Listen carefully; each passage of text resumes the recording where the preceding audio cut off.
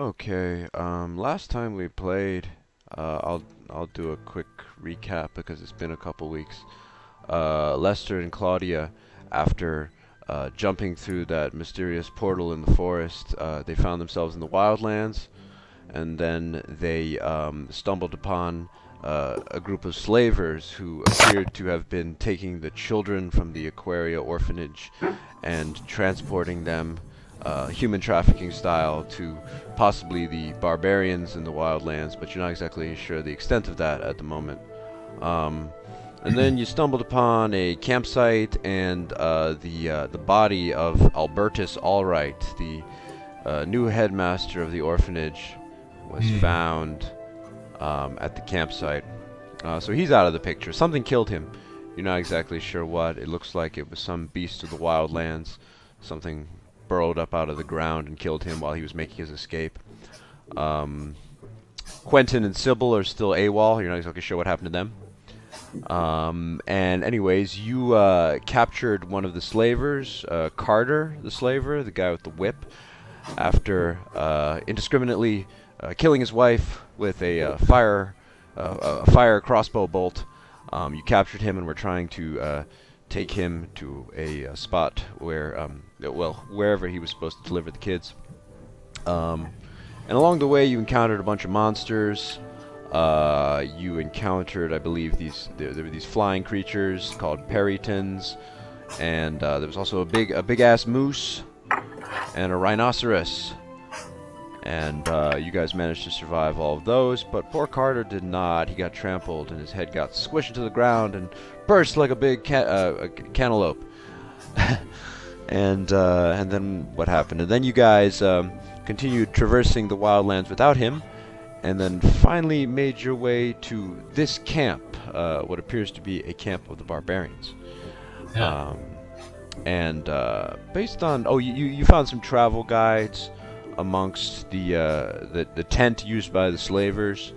Found some travel guides about the barbarians, basically talking about how they are the indigenous people of the wildlands, and they once lived in other areas of Tartec, but the various King Darians 1, 2, 3, down to the current fourth one, they kind of pushed them back into this sort of sanctuary of harsh land, and King Darian IV, he currently has like limited trade going on with the barbarians and his people, but that's they don't really get along very well. Yeah. Yeah. So here you are right now. What would you guys like to do? You are currently standing outside of the camp. It appears to be heavily guarded. There's a watchtower, and at least one barbarian watching out, and there's barbarians at the front of the camp and all around. It's large logs surrounding, enclosing the camp.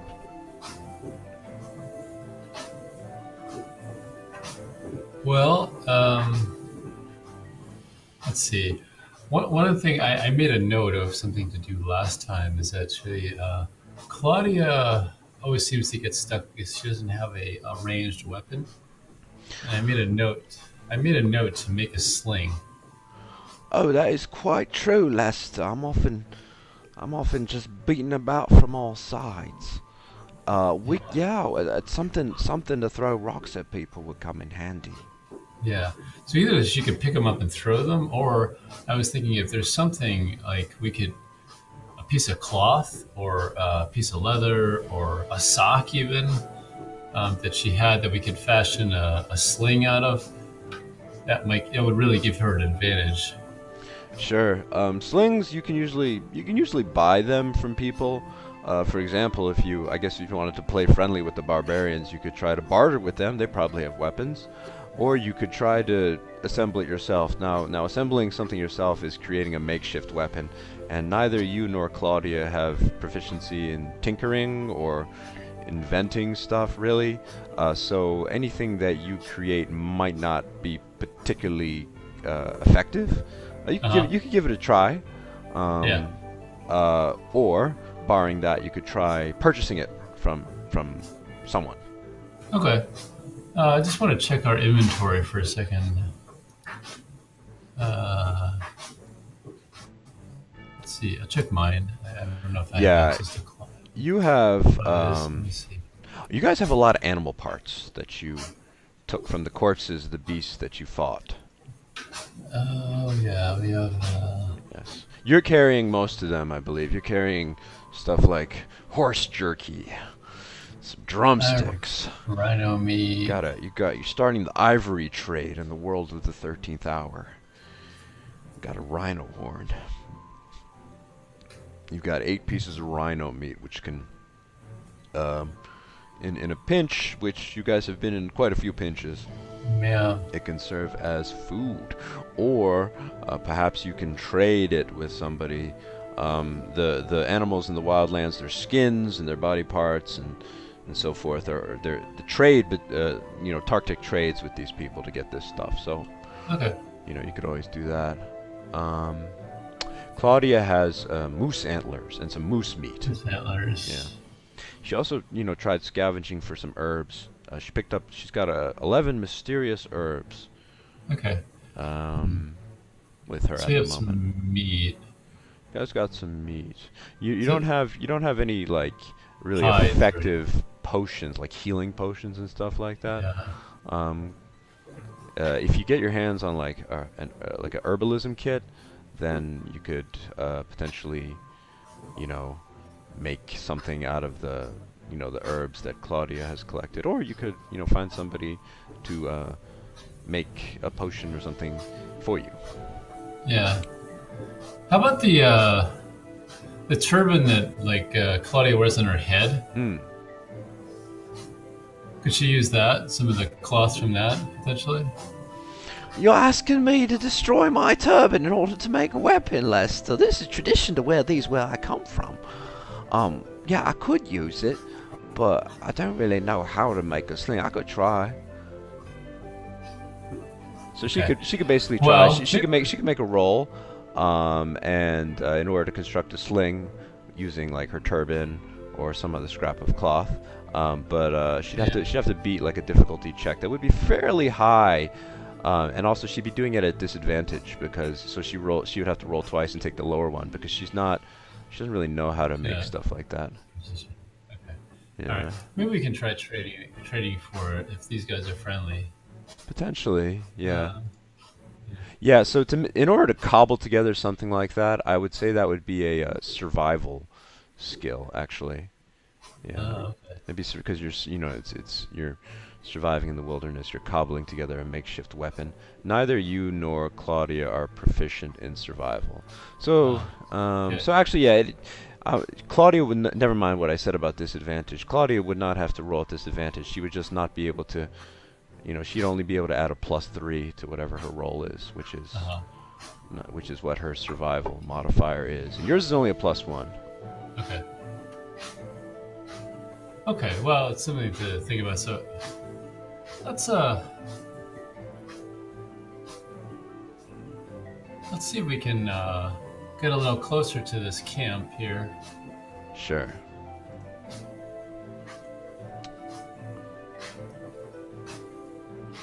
Why don't we go a little closer? Looks like there's a guard or somebody like over here. All right. Claudia nervously tiptoes up behind you and says, Lester, I'm scared. Don't know what these people are liable to do to us. They did kill my parents, long time ago. When I was but a little girl, I don't really remember them, but I've never liked the barbarians. If they are not friendly, then we'll definitely have to torch the place, but there's too many of them to fight, I think. Yeah. They might be able to point us in the right direction. Possibly. Quentin and the others are.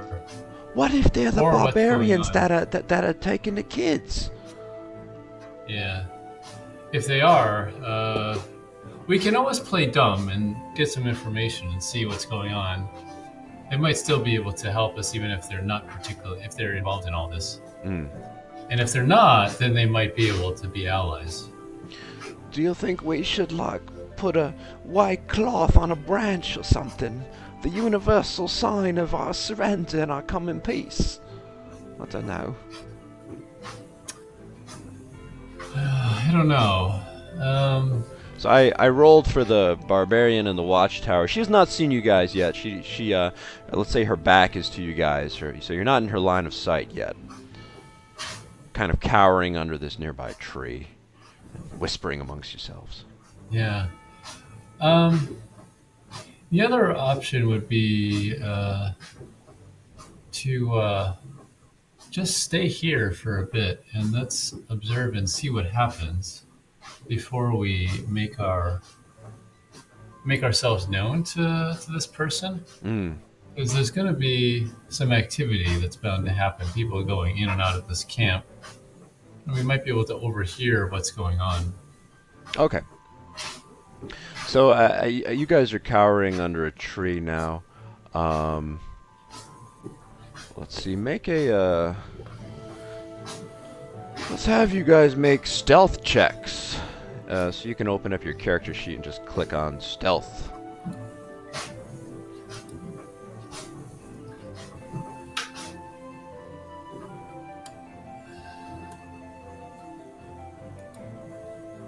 Okay, so you rolled a 14 total. Let me see what Claudia rolls.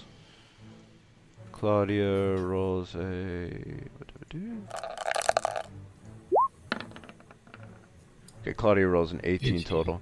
Very stealthy. Alright, so, you guys, you remain obscured by the branches. The lady in the watchtower, a female barbarian, a large, imposing woman. You can see her pacing back and forth in this little tower, but she doesn't spot you guys. You guys are hidden by the branches. You do not hear any major commotion coming from the camp. It seems relatively peaceful. You can hear two barbarians chattering by the entrance of the camp, and they're talking in their language. You don't actually know the barbarian tongue, and so you can't really decipher what they're saying. It's kind of a guttural language made up of strange words. It all sounds like gibberish to you, stuff like Garash, Gatral, Venjar, like it's you can't really make heads or tails of it. You do hear low growling noises, and then you see bears actually come out of the camp entrance, and these two barbarian men by the entrance, they get on top of the bears and actually ride the bears out. So you get a feeling that these barbarians use these bears as mounts. They actually have managed to tame these savage animals of the wildlands and use them like horses. And so you're basically assuming that these men are going out on patrol, and they leave the camp. All right. And then you can, I guess two more barbarians take up station at the front of the camp entrance. Then you can hear the low growling of bears pacing back and forth. And you can hear talking amongst the camp, but obviously nothing that you can understand. Let's say you guys sit there and wait for maybe 10 or so minutes, and you don't hear or see anything major except for the changing of the guard. Okay.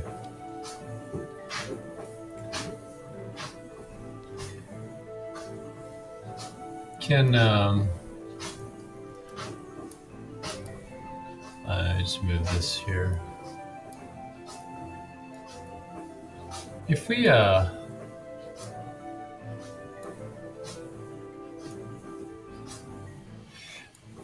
it looks like there's a perimeter around it, like a fence of some kind. Yes, of large logs. No, the logs are about roughly 12 to 15 feet tall. Oh, so we can't really see over it. Can't really see over. You can peer up inside of it if you get close enough. There's some openings within the logs. Okay.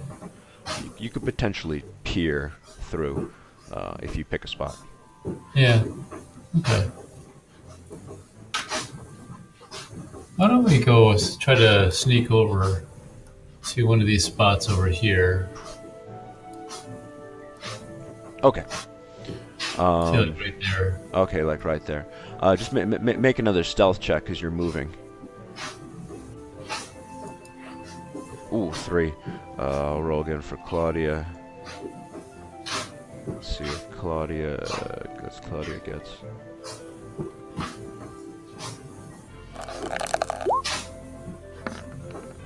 Okay, yeah, Claudia's super stealthy, but Lester LeFoe, as he moves, as he moves past, he steps on an extremely large twig, which snaps, and the twig actually snaps, and then the twig is not just a twig; it's attached to a tree, and the tree snaps back and then slaps you in the head, and you let out an "ow" sound fairly loudly. And then, unfortunately, the barbarian woman who's in the watchtower here, she sees you, all right? And then she points at you, and then screams out something. You're not sure what it is. And then suddenly you hear, people running around the perimeter towards you. Two barbarian women come out from the side here, and they're pointing at you, and they've got you in their sights, and they're yelling out things like "Fuckalalash, Dom Frush," and you can't understand what they're saying. And Claudia's like, "Oh, I don't think we can really communicate. Should we surrender and put up our hands?" The barbarians are approaching you, cautiously. Hostile intent does not appear to be eminent, but they do have their spears at the ready in case you try something. And then the one in the watchtower is letting out a whistle, and you can hear more people coming around the front of the encampment.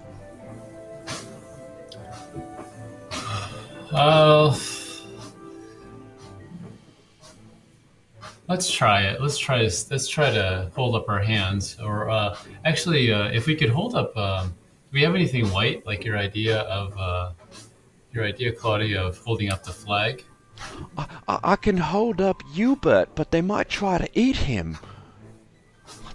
These people are very savage, from what I've heard. Well, I mean, Lester's wearing like a collar, like a ruffly collar. He can pull that out, I guess. Okay. I'm gonna say you've got like a kerchief on, like a whitish kerchief. You can probably pull that out, and like if you want to wave it in your hand like a handkerchief as you hold your hands up. That sounds good. All right. Are you gonna do like a "we go in peace" type speech? Oh, they won't be able to understand you anyway. Yeah, just holding it up, I think is fine. All right. So you hold up the cloth. That doesn't require any check. A white sign, and then the barbarian women approach you suspiciously, once again muttering in their strange guttural language, and then a couple other men come out from behind the enclosure, and these are big, beefy men with giant axes, and they've got a bear with them. And the bear approaches and just growls at you guys. And then Claudia, you can feel Claudia wincing up against you and cringing, and she's like, "That's a big bear, Lester. I wonder if a bear like that ate my parents." And the bear sniffs you guys up and down, and pumps its nose up against your chest. And the two barbarian women flank you and are kind of poking you and patting you down. One of them takes note of the white kerchief and pulls it from your hand and looks it over. Doesn't really understand what it means, but gives it back to you and then kind of pokes you in the direction of the enclosure, and says, "Vern, Vern." And you don't know what that means, but it seems like they're telling you to go forward. Okay, well, let's follow them. All right, so you guys are moving now as a group, and the bear, keeping a close eye on both of you guys, smells awful, and so it just doesn't seem like it would be a good idea to try anything. And so they take you into the camp, and you can see a busy enclosure filled with people all about, and everybody turns and looks at you. There are bears everywhere, bears lounging about, bears licking their paws, bears eating fish on the ground. All these bears seem to be trained, and not of the dancing bear variety. They seem to be horse-like combat bears. And you can see these people also keep pigs in sties here, and then they've got various tents, and they've got all sorts of weapons and implements. All of their weapons appear to be handmade, created from skins and from bones and tusks. And so the barbarian women lead you towards the front of the camp, all right? And then they bring you to a woman who was seated by a big tent in front of another woman. They appear to be having a chat, and then the two barbarian guards push you guys forward, and then they mutter an incomprehensible string of words. And there's a long exchange. You can't really understand it. And then finally, the barbarian women back down in deference to the woman in front. Here, you get the impression that this woman in front, the blonde one, appears to be a leader of some sort. She's an extremely tall woman wearing a wolf skin on her back. All right, she's got an axe.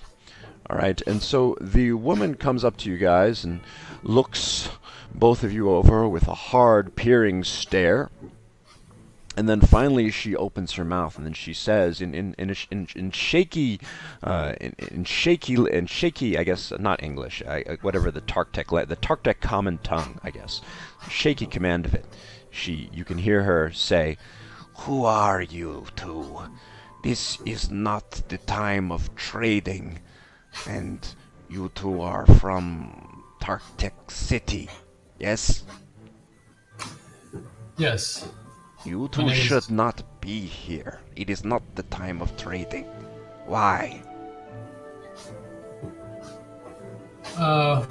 Well, we should not be here, you're correct. We're stranded here, and we're just looking for two of our friends who may have passed by here. And we come in peace. We don't mean for any harm. Peace. Friends. So the leader here, you kind of lost her with some of those words. Her command on the language is not that good, and so she shakes her head and then mutters something in her own language, and then turns to the red-headed woman next to her, who is looking at both of you with an expression of curiosity on her face. And then so the blonde one points to the red one and says, "This, my sister. She can speak your language well. She will talk with you." And so she steps back, and so this one, the sister, steps in front, looks over both of you again, and then finally opens her mouth, and she speaks much more fluently, and she says, "You are in the camp of the Grizzlymane tribe. You really are out of place here. And you say you are looking for friends and stranded. How did you come to be in this, what's the right word? Predicament?" It's kind of a long story. Long story. Well, Yeah. we have all the time in the world, and you are not going anywhere at the moment. Tell your story. First start with a name. I am Ven Grizzlymane. That is my name. And the woman you were speaking to, she points to the blonde one, is my sister. My sister Kerrigan Grizzlymane. You are in the presence of the leader of the Grizzlymane tribe and the matriarch of the wildland peoples. Your kind call us the barbarians. We prefer the term wildlanders or wildland peoples. Show respect in the presence of my sister, even though she cannot quite understand all of the words coming out of your mouth. Her knowledge of your language is shaky, but I will translate. So what is your names? My name is Lester LeFoe, and this is Claudia Copperhoof. And would it be appropriate to bow, or what would be appropriate to show respect to your leader? Well, normally, to show respect, we have you take out your weapon and hit it on the ground 3 times in a row and then bow your head. But I will not allow any raising of weapons in front of my sister. So you may just bow your head. Okay. Well, Claudia, let's just bow. No, I don't want to do it, but I guess we don't have any choice. Alright, so you guys make, I guess, polite bows, nods. And then Kerrigan, the leader here, she nods back at you, and then she looks towards her sister, and her sister translates the names. It sounds like Vutaralafish, Lester LeFoe, Kalavish, Claudia Copperhoof, Ventarlafa, something like that. There's some nodding and some more exchanging back and forth. And then Grizzlymane, the red-haired one, looks back at you to continue telling your tale of how you got here.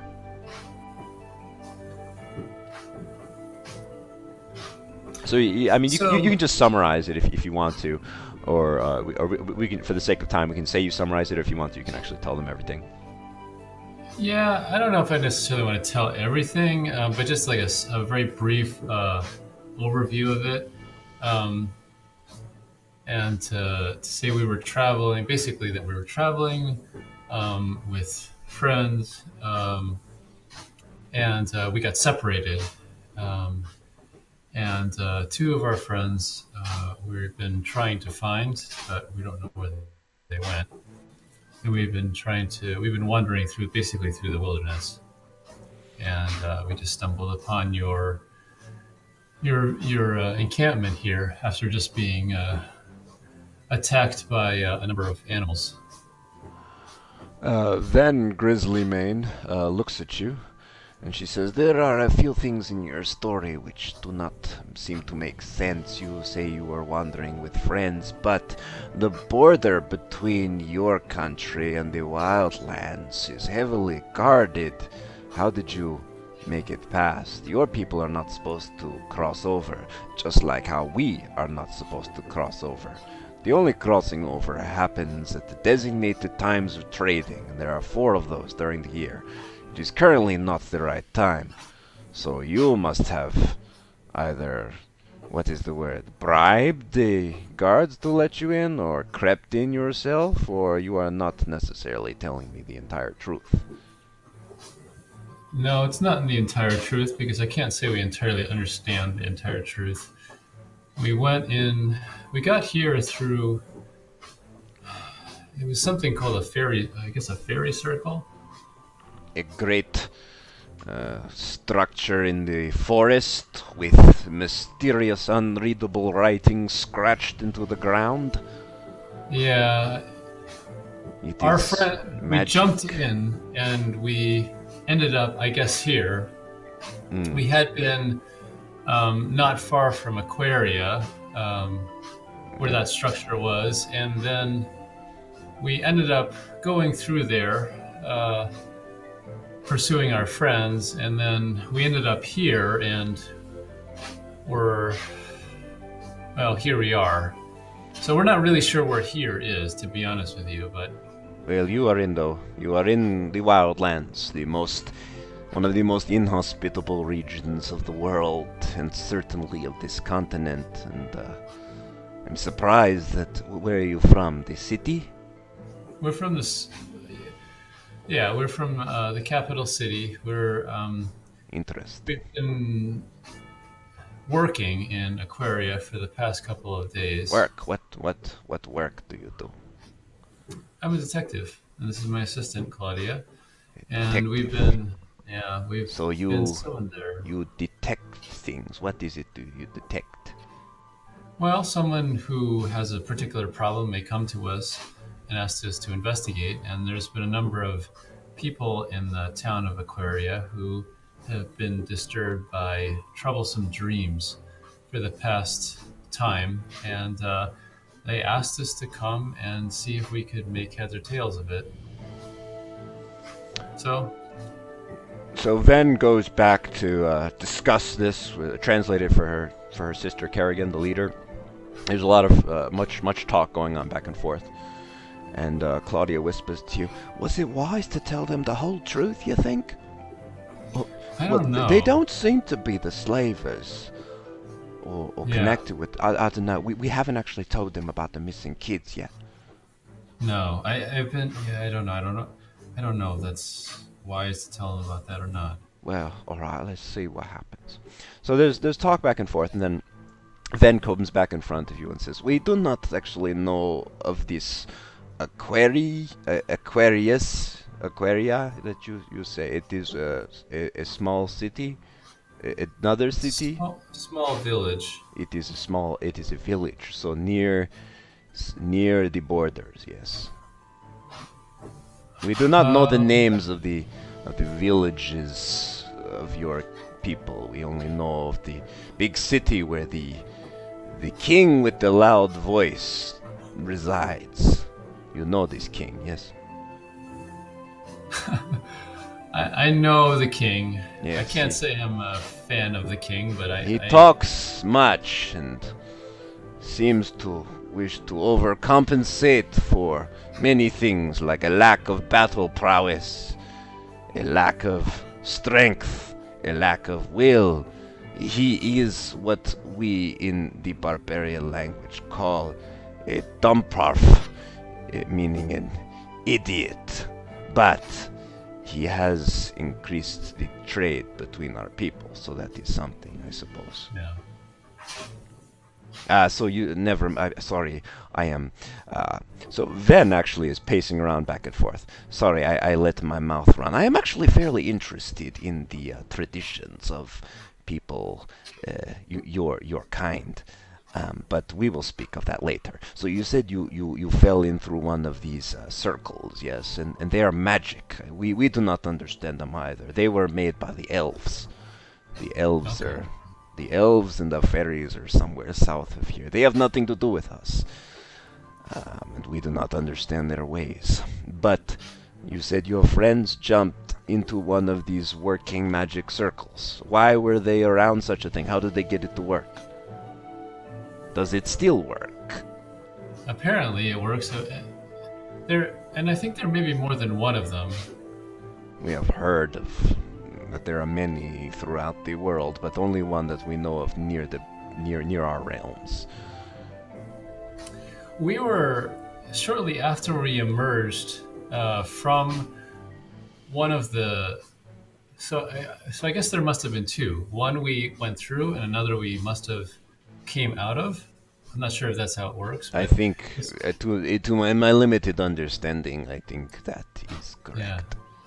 As soon as we came out, so keep in mind, we didn't understand exactly what would happen.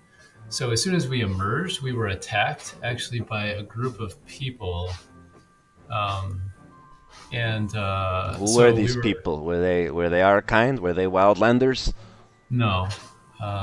Because we are not supposed to attack your kind anymore, according to the treaty. It is not something that the Grizzlymane tribe does. However, there is another tribe of barbarians called the Claw Runners, and they have been causing trouble lately. I do not know if they are the ones that attacked you.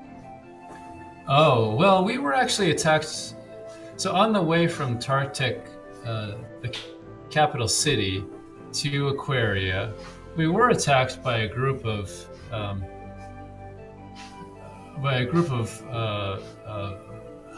wildland folk, but it was a hit and run kind of thing. We basically escaped with our lives. And they just attacked you out of nowhere? No, how do you say? No, there was no cause for the attack? Well, not that I could understand anyway. I mean, we were passing through, so I mean, maybe it was... Claudia whispers at you, there was some barbarian lady trapped by some Tartec guards. She's the one that Tehran ran over, remember? Oh, yeah. Yeah. Well, it was one of those situations where it was probably the wrong place, wrong time. There was a woman who was being detained by some imperial guards. And we Guards? Yeah. So this was within your borders, yes? Not within our land. Yes. Yeah, it was, yes. Interesting. And she goes back to her sister, and there's quite a bit of talk, and her sister looks disturbed at this news. And then paces back and forth for a moment, and then asks a barrage of questions. And then Ven says, I will translate. My sister is the matriarch of the barbarians, as you call us. Well, it is her job to guide our peoples and to try to move them to a better standard of life. And For years we have been fighting with your kind, and my sister was the one that made the treaty with your loud king. The treaty that gave us peace, land to call our own for the next 100 years, where we would be free of harassment. And as well as 4 times of trading a year. Now, our clan, she moves her arms and points at all the other people in the encampment who are watching this interesting meeting of, not really, I guess international meeting of peoples with some interest. She says, we are the Grizzlymanes. We call ourselves that because we ride on these bears, these gigantic grizzlons, or grizzly bears as they are called in your language, I believe. Our tribe is large, but there is another large unit of barbarians called the Claw Runners, and they prefer riding on wolves. Oh. Now, were the barbarian folk, the wildlanders that you met before, were they using wolves? Claudia, do you remember? Yeah, Lester, they were riding on wolves. Yeah. I remember. You had to shoot the fire at them, and then we fled to Aquaria. Yeah. Well, this Maybe is grave Claudia- news indeed. Claudia might remember a little bit better than me. To be honest with you, we were on a cart, and I was barely hanging on. And I was trying to hang on to the cart and also defend ourselves. So I'll be honest with you, my memory of the event is a bit all over the place. Ven looks you over and says, "Oh, so you are a fighter. Interesting. You are rather skinny, and your muscles seem to be soft and lanky. Do you take up the sword or the axe?" Sword. The sword, very nice, impressive. So perhaps you are more than what you look. And this little one here, what does she fight with? Well, mostly she's been using a staff. Not very, a child's weapon, not particularly effective. Not very useful for killing anything. Claudia says, "Did she just insult my weapon?" Unless I don't really want to talk to her. At any rate, says Van, the news that you bring to us of barbarians within your borders attacking your folk, this is grave news. If truly the Claw Runners are committing attacks on your people, it could be bad for the treaty that all of us have with Tartec. Very bad indeed.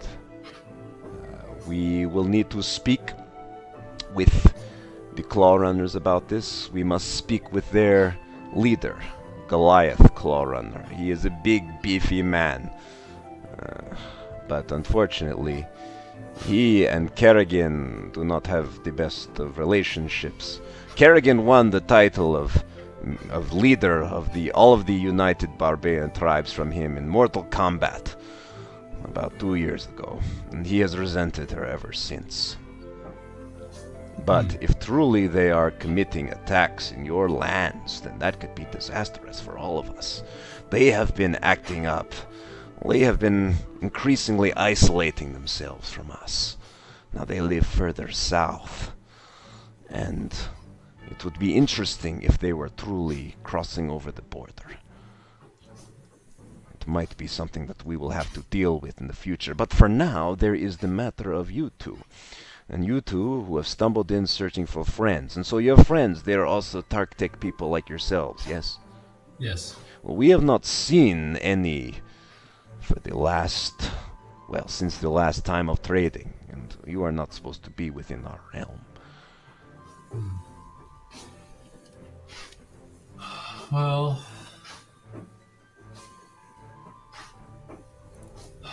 I wonder if you can, if in that case, if you might be able to help us. There is another matter which is tied back to the part of the reason why we were summoned here. I'm going to just sort of summarize what happened briefly with the children and the Okay. disappearance Okay. from Aquaria, and why we were kind of out in the wilderness to begin with. Okay. Does the name, and so I'm just sort of saying like that, and does the name of Albertus Albright mean anything to you? The two look at each other and then they talk amongst themselves. They both shake their heads. And Ven comes up to you and says, "We have not heard this name before." Yeah.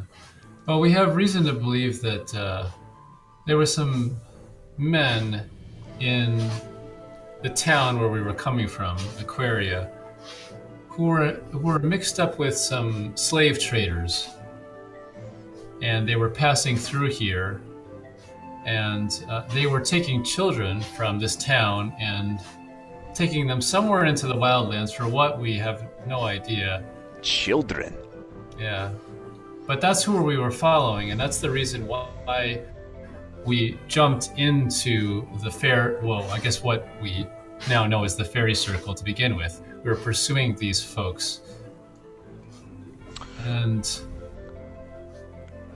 All right. So there's more translation going on, and a couple more people have gathered to watch you guys communicate.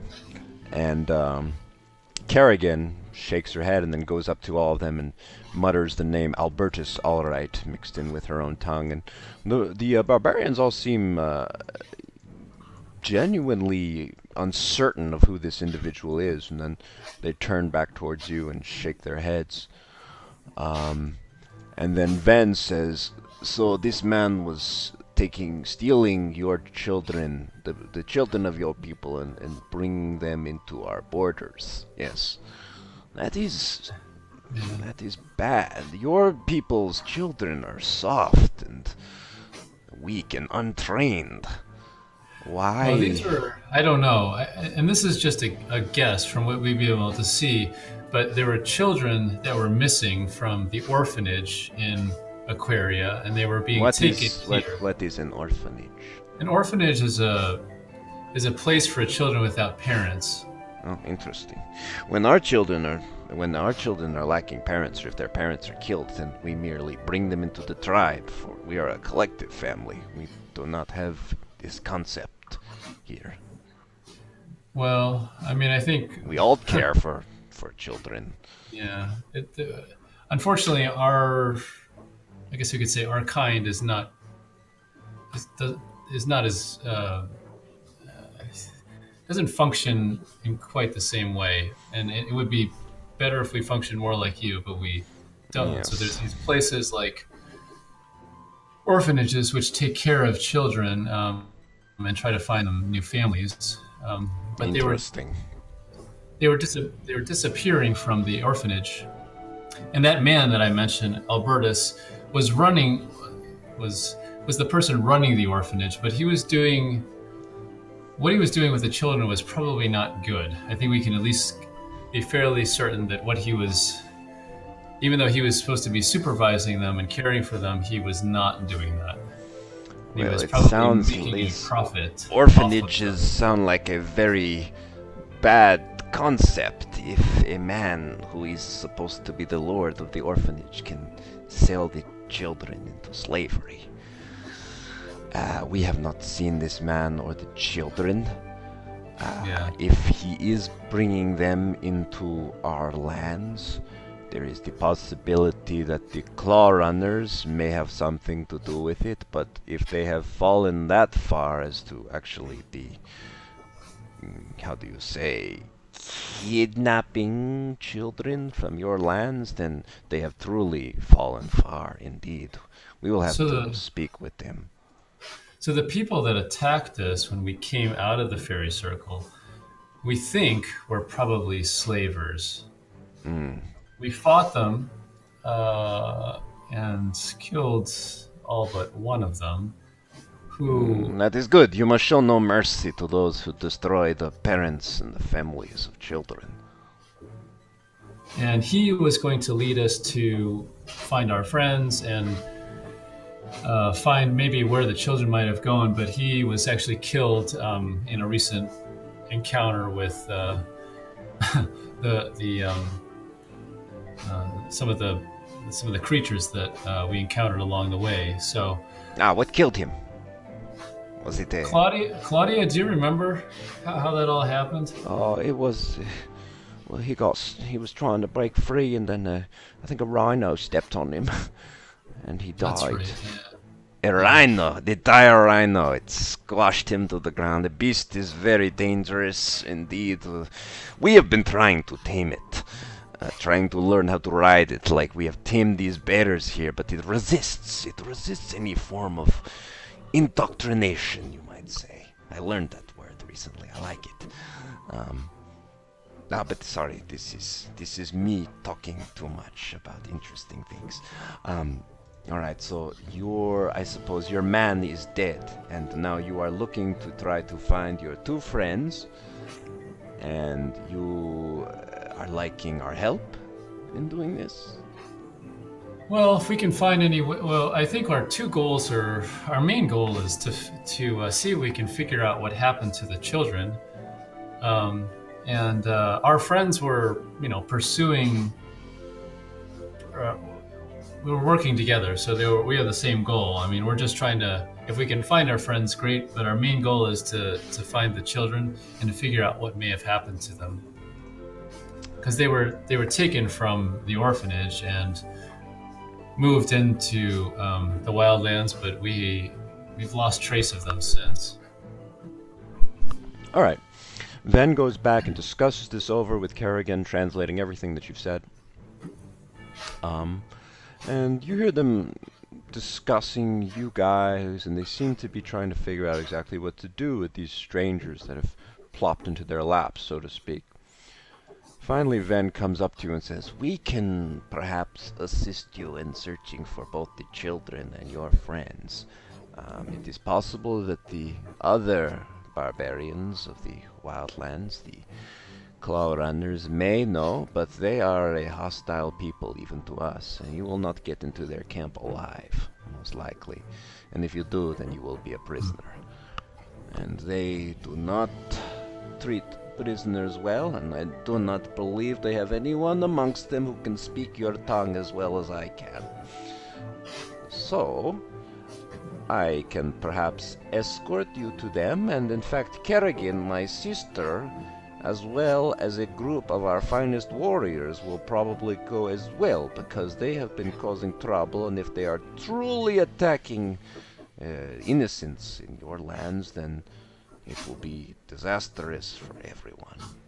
But first, perhaps you can do something for us, because we do not, you see, we do not entirely trust you yet. You are a stranger. We do not know your ways. You should not be here, and you tell us a magnificent story, but you say you come in peace, but we have yet to see that for our eyes. So perhaps if you do a little something for us, we can then do something for you.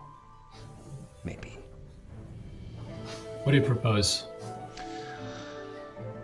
So, says Ven, coming up with her, as her sister comes up beside and kind of crosses her arms and looks you over up and down.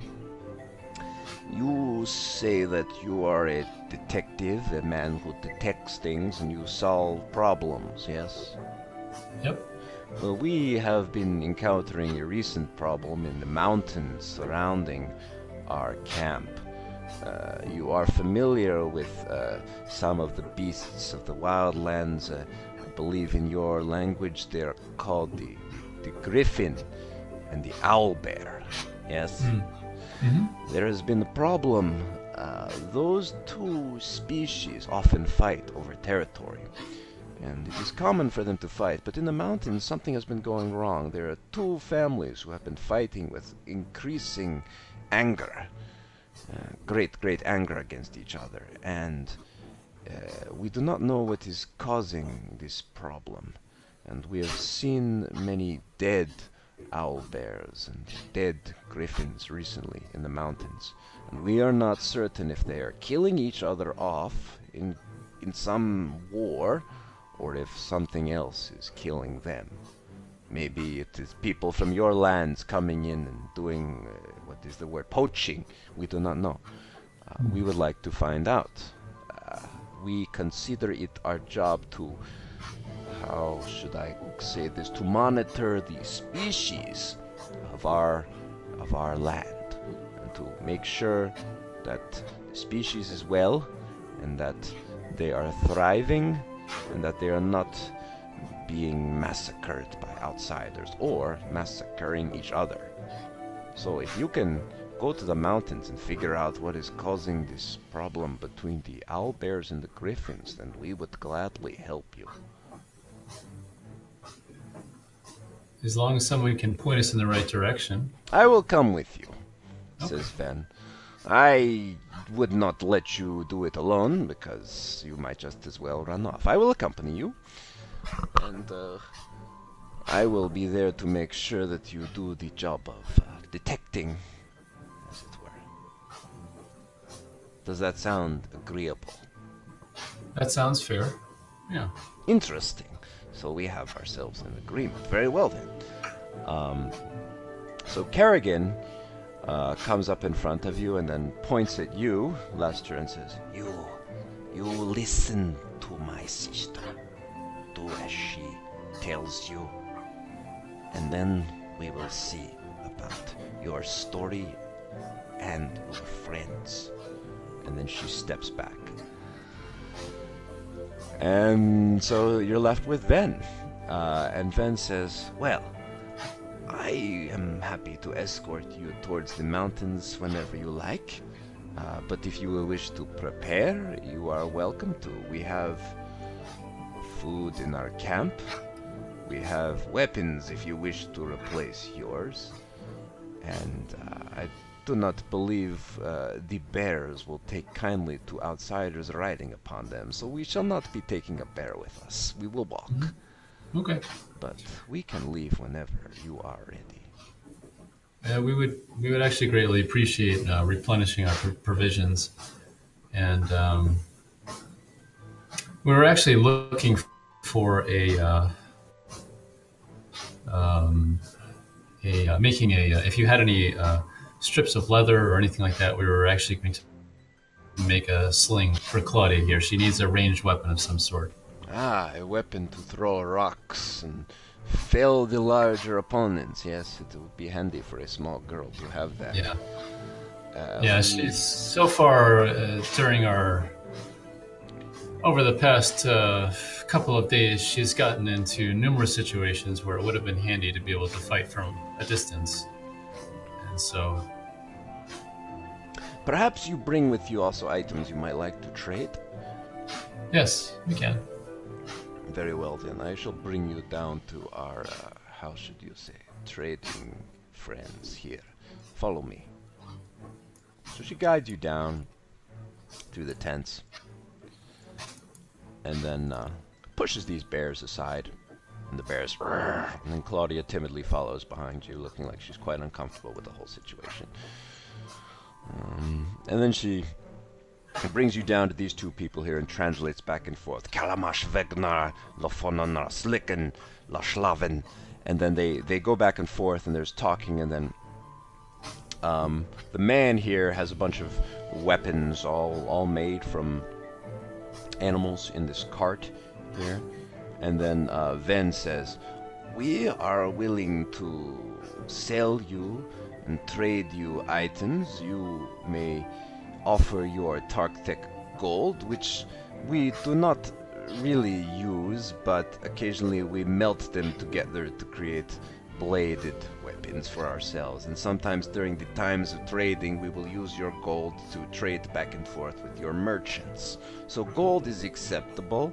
If you have other items, for example, animal skins or parts, we would like those as well. So you may look. And so there's a number of weapons in the cart. For example, there's things like a you do see a sling, all right? A sling along with several several bags of ammunition for the sling, tiny rocks that have been kind of molded into a shape almost perfect for throwing, and placed within a sack. Kind of, it appears to be an animal's stomach. It's been dried up and then tied together. There are slings. You see bows, long bows, and short bows. No crossbows here. Long bows and short bows. There's spears. Spears of both the jabbing and the throwable kind. And then you see other weapons like sickles, and what appears to be a gigantic great axe, which is actually a weapon that you probably would not be very good at using because you're not proficient in that. Yeah. Yeah. But you would definitely be able to. I think you and Claudia can both use what are called simple weapons. Yeah, you're skilled in simple weapons. So simple weapons include stuff like the sling, the spear, the short bow.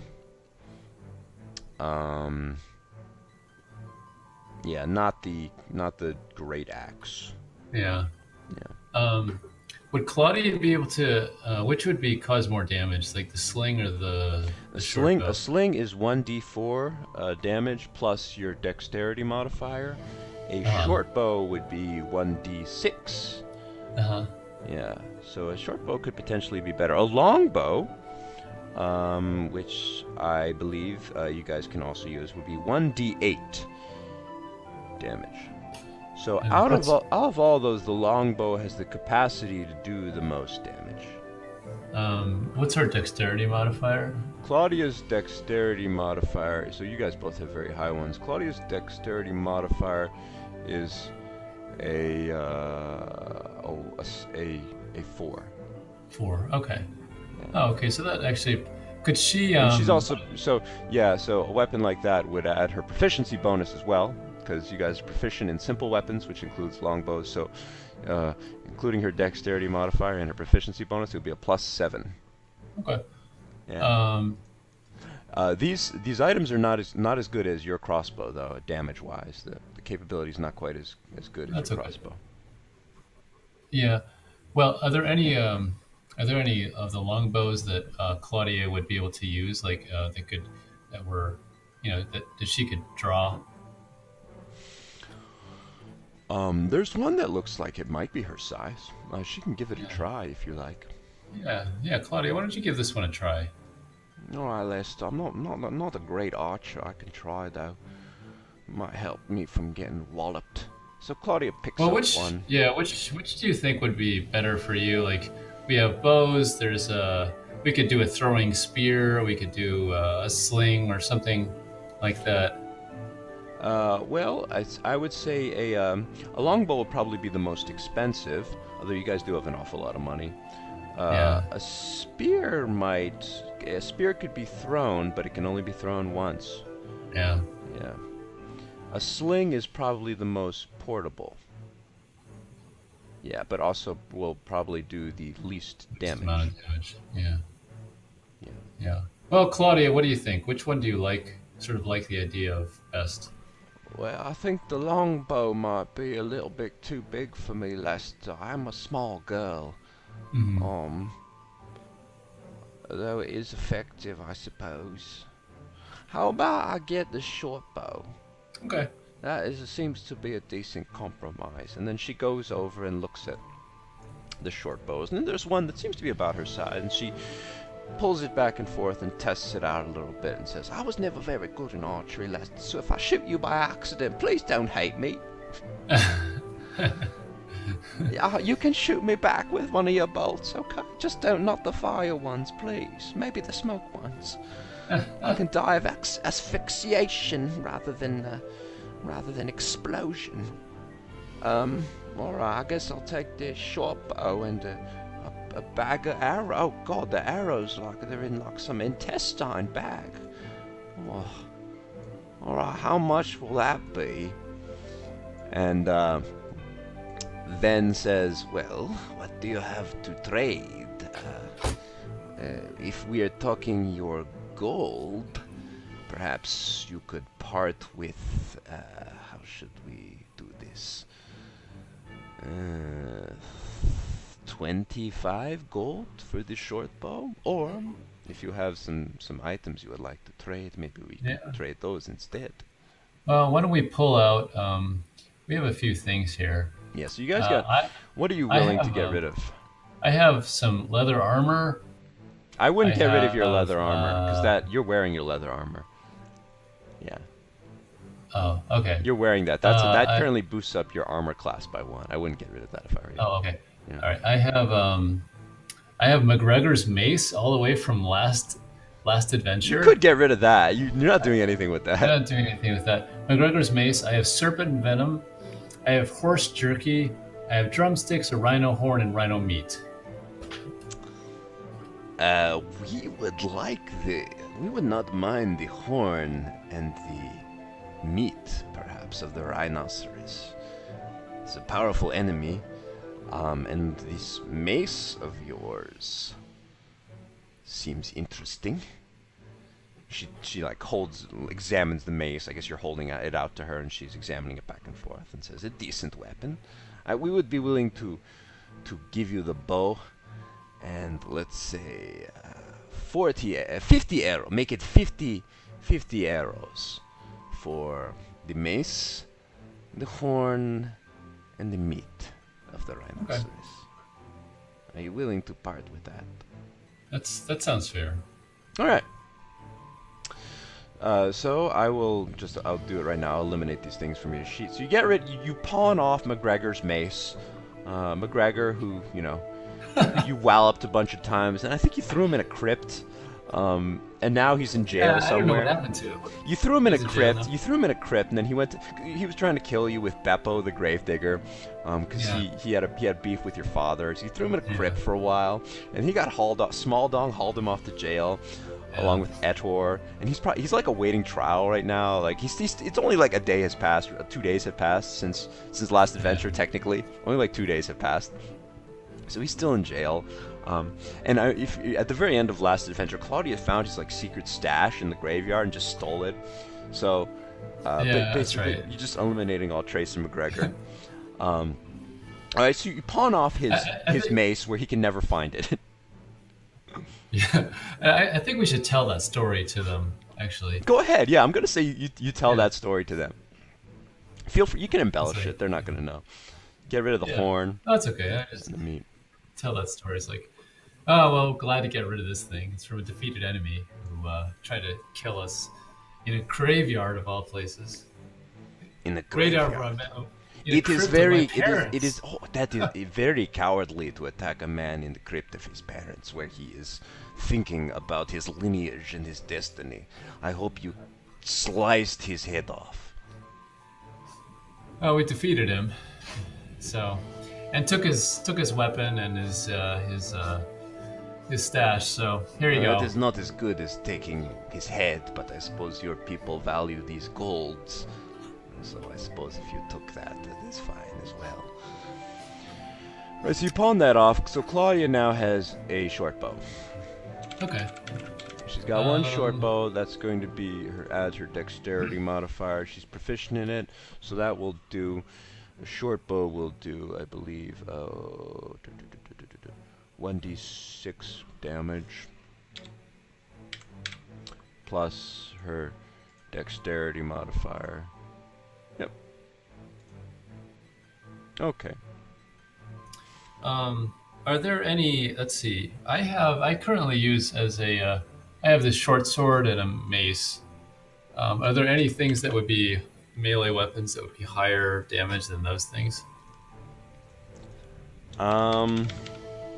Let's look at your stats. Mace, short sword. So the melee weapons that would be higher damage are basically ones that you are really not proficient in using. So you could technically use them, but every roll to attack you make with them will be at disadvantage. Mm-hmm. Because like it's heavy, like a long sword will put you off balance. A giant axe, will technically you'll also be off balance. So yeah. And like you mentioned, like a sickle and those kind of things like that. Sickle is also 1d6, so it's really not much better than your short sword. Yeah. Okay. Oh, okay. Gotcha. It's 1d6. It's not much better than your short sword. Now, when you get to a situation like this, now these are fairly basic weapons. Specialty weapons or magical weapons can be better than what you currently have. You haven't encountered those at the moment. Or as you continue to level up, then you get certain more and more abilities that can boost the capabilities of your basic weapons. Yeah. Okay. Yeah. The other thing is, do they have any healing potions or food like that we could use? Then nods and says, "Ah, yes, you Tartec people love your potions, your medicines. Here, I will take you over to our friend here." She takes you up to this woman here who's by another cart. I'll just move you. Okay. There's more communicating back and forth, and then Ven says, "All of our healing items, the word is, I think, organic. They are made from the fruits and the vegetables and the herbs of the wildlands, with none of the strange chemicals that you people put in from the city." So, this woman here on her cart, she's selling, well, not really selling, but she has what look like, kind of like the healing potions that you guys are used to. They're slightly different color, but, you know, they're drinkable, and they will heal you, potentially more than a regular healing potion will. She's also got kind of like a mortar and a pestle there that she kind of uses to grind up the herbs to make these things. It's for all intents and purposes an herbalism kit. Yeah, if we could take if we could trade for an herbalism kit and maybe some of the potions, that'd be great. Okay. So, and now in the herbalism kit, I looked, and actually Lester LeFoe is proficient in medicine, which means that he would probably, be able to use the herbalism kit pretty. Claudia probably wouldn't really know what to do with it. Yeah, no, that's okay. Yeah, Lester would be able to whip up something. So what else do you have to trade for the mortar and the pestle? Let's see. I have another mace here. I think that's your mace. Yeah, that's my mace. Yeah. Which, I mean, I don't really need it. Claudia has the moose antlers. Yeah. And moose meat. Okay. So Ven looks over the moose antlers and the moose meat, and she says, "Perhaps we will take those, and let us say 15 of your gold for the mortar and the pestle." Will you do?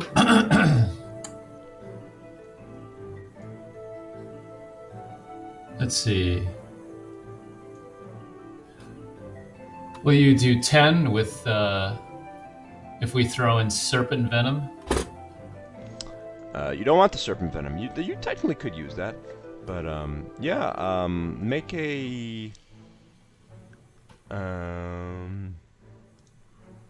Make a persuasion check with advantage. What does that mean? Persuasion just means, with advantage just means you roll twice and then take the higher value. Disadvantage means you roll twice and take the lower value. Okay, 20. Ven says, "Done. We do not have too many snakes in our lands with the same sorts of venom that the ones in your lands do. We can always learn how to use this venom in our weapons, so it is good to have different types." All right. Okay. So you got you got this venom extract. So you give that to her, and then you got minus 10 gold. I can change that. Yeah, change that from yours. And then Claudia gives over the moose meat and the moose antlers. Alright, and you, I'll put it on your thing, you have one herbalism kit. For all intents and purposes, okay? And you're proficient with this as well, so let me just add it on the side. I'm gonna say you're proficient with it, it would be a...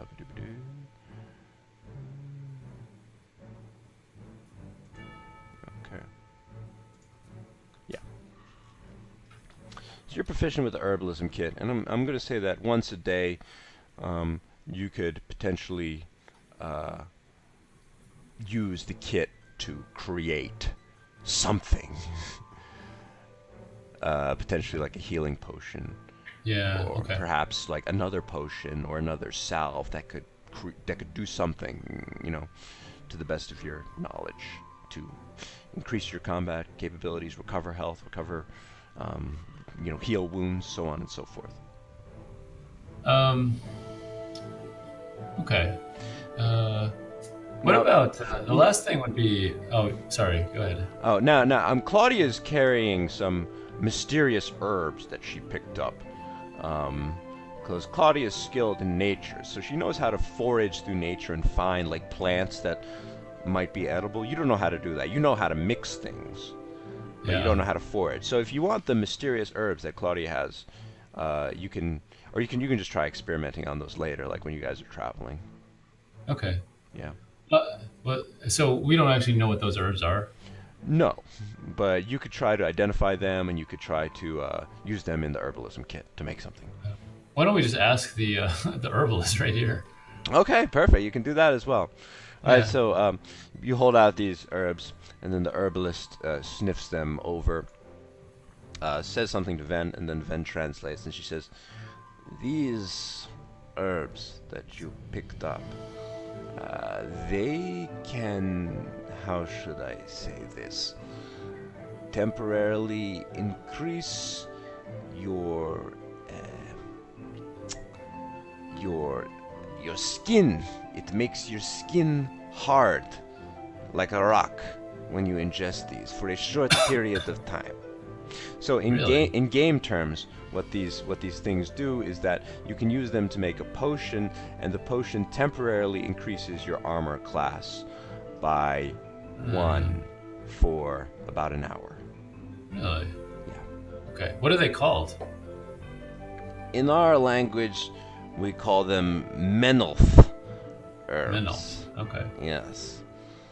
But you can just call them, how should we say, armor herbs. Armor herbs. Yes. So they will increase your armor by 1 for an hour. Okay. Yeah. So you got 11 of them, and you might be able to make a couple, like, basically armor class, temporary armor class increasing potions if you wanted to. Okay. Claudia is carrying those things. Yeah. Okay. Speaking of armor, is there any armor that they have that we might be able to look at? Because ours is not necessarily that great. Do you want to buy the healing potions first? Oh yeah, actually. Okay. So so is there anything else that you would like to trade? I think you got jerky and. Yeah, I mean, we got jerky, we got drumsticks, we have. Let's see. I don't know, whatever Claudia has there. If she has anything else that's. I don't have anything except I got a knuckle duster and a grappling hook. Oh yeah. Well, maybe the grappling hook came in handy. Let's keep the grappling hook. The knuckle duster, I don't know. That's probably going to do more damage to your hand rather than. Yeah, but they might want it. I don't know. It's from Neva. It's kind of interesting. I do not know of this place. But Ven looks over the knuckle duster. So you wear this on your hand for attacking someone? This is quaint. This is the right word. Yes, quaint. All right. I think you have to be careful. I mean, you might also damage your hand in the process. We will take this. And I suppose, what do you have? You have horse jerky and meat. We will take this as well as all the meat that you have. Okay. And perhaps 20 gold for 6 of our medicinal potions. Sounds fair. Okay. Alright, so give over the knuckle duster, and then all the meats you got. So you got a bunch of drumsticks, you got horse jerky. Horse jerky. Yeah. Alright, you get 6 potions. So do you wanna take them all or split them? 3-3? Three each, yeah. Alright. I'll add one to Adam to. Yeah. Now these are actually, so they are because they're made out of all organic material, they're actually a bit stronger than your normal healing potion. Okay, for all intents and purposes, they're what you might call a greater healing potion. Oh. So a normal potion of healing, I'm just checking right now how much it heals. A normal potion of healing will heal 2d4 plus 2 hit points. Alright? When you use it. Now, I'm just going to look up how much a greater healing potion heals.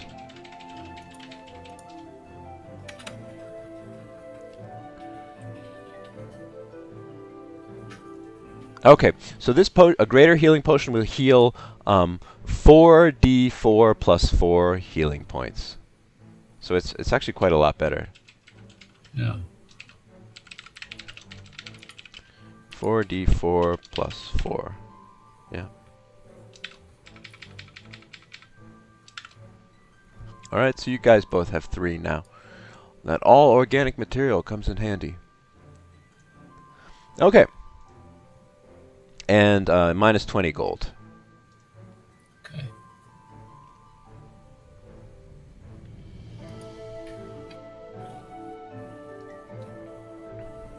So let's see. What do we have? 1, 2. Okay.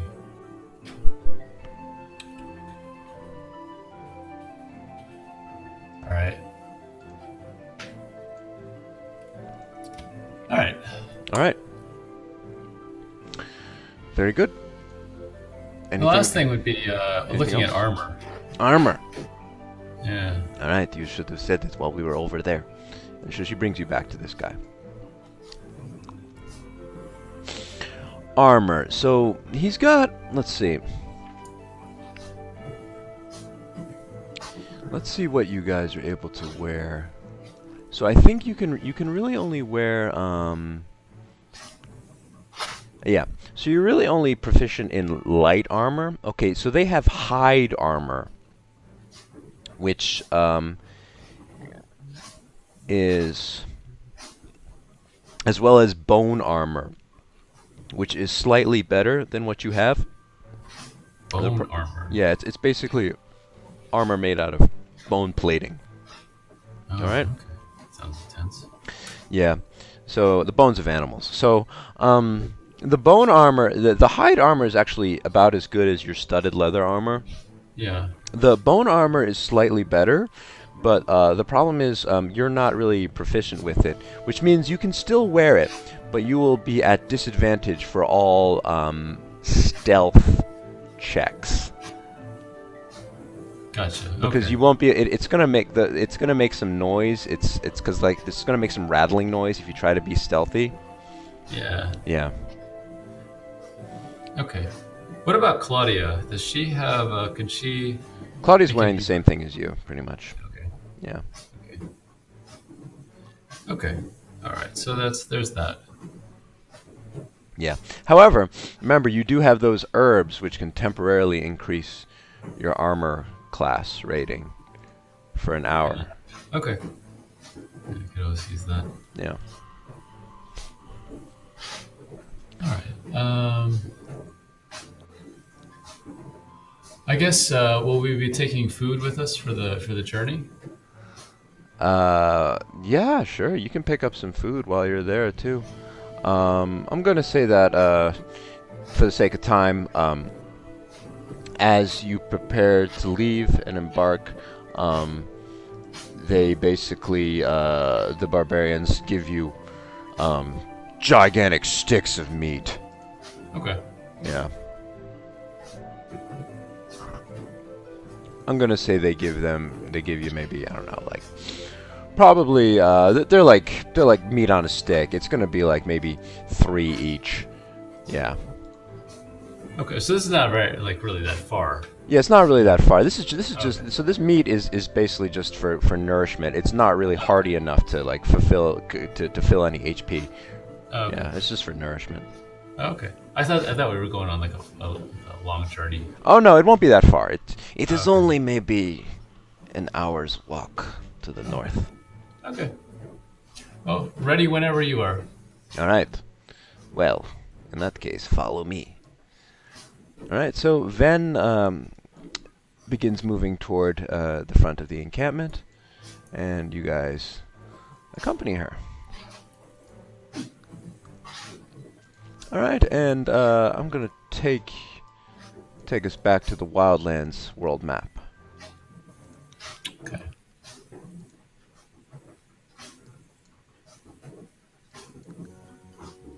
All right, so let's see. Let me just bring Ven into the picture here.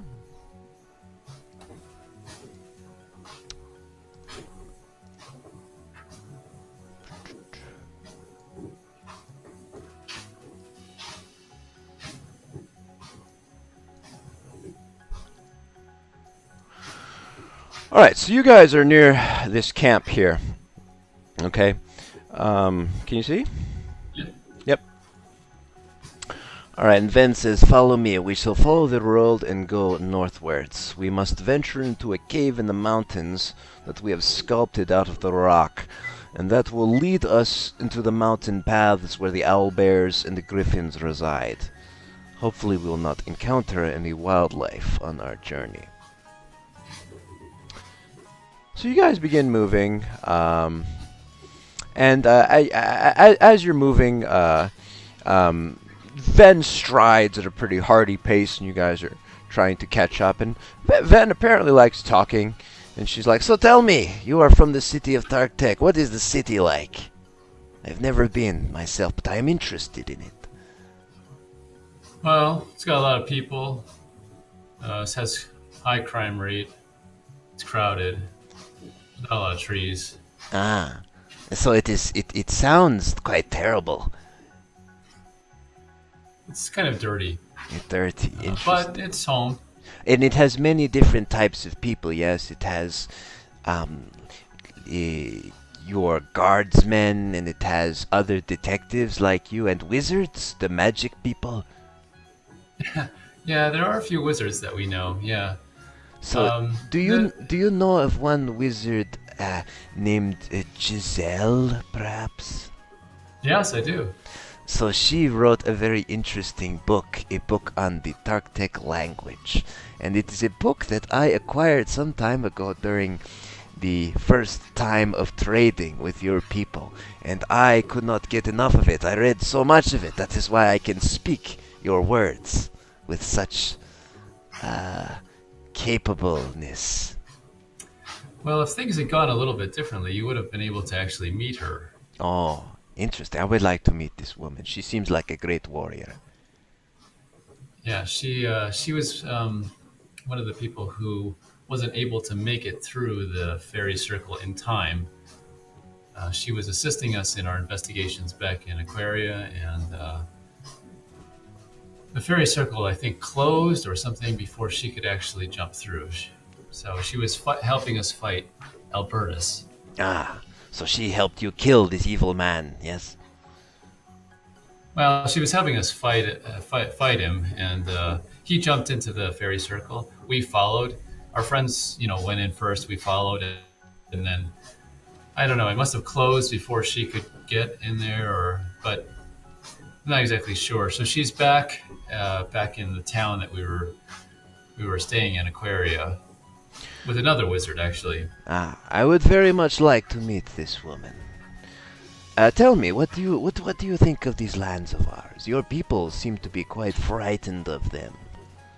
But to us, they are beautiful. They are the last sacred domain of us wildlanders. We used to rule the plains of your land until your kings threw us further and further back from our lands and made us stay in this small valley.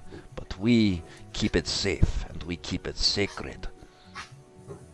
Well, so far, I have to say, like, aside from the slavers that tried to kill us and a couple animals that tried to... Kill us, says Claudia. Yeah.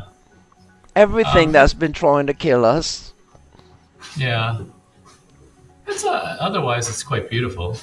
Ah, it is a land of many dangers. We have these creatures, and then there is also a tremendous, the most recent problem is there has been a sea serpent, a foul beast named Angar, we call it, lurking to the south in the Sea of Grass. Are you aware of the Sea of Grass?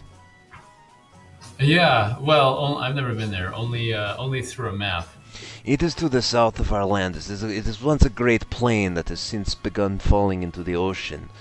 And recently there has been a tremendous foul sea serpent there, known as Angar, we call it. It has been causing much trouble, and we are fearful of what it might do if it does not leave. However, our clan, the Grizzlymanes, we have not had too much contact with it, because our village is far from its borders. The Clawrunner clan, its territory is closer to where that gigantic sea serpent Angar has taken up residence, so perhaps that is why they have been so angry lately, but we do not know for sure. Interesting. So as you're walking, you still have that guidebook to the wild land. So if you flip through the pages, there's one section on the Sea of Grass. I'll show it to you.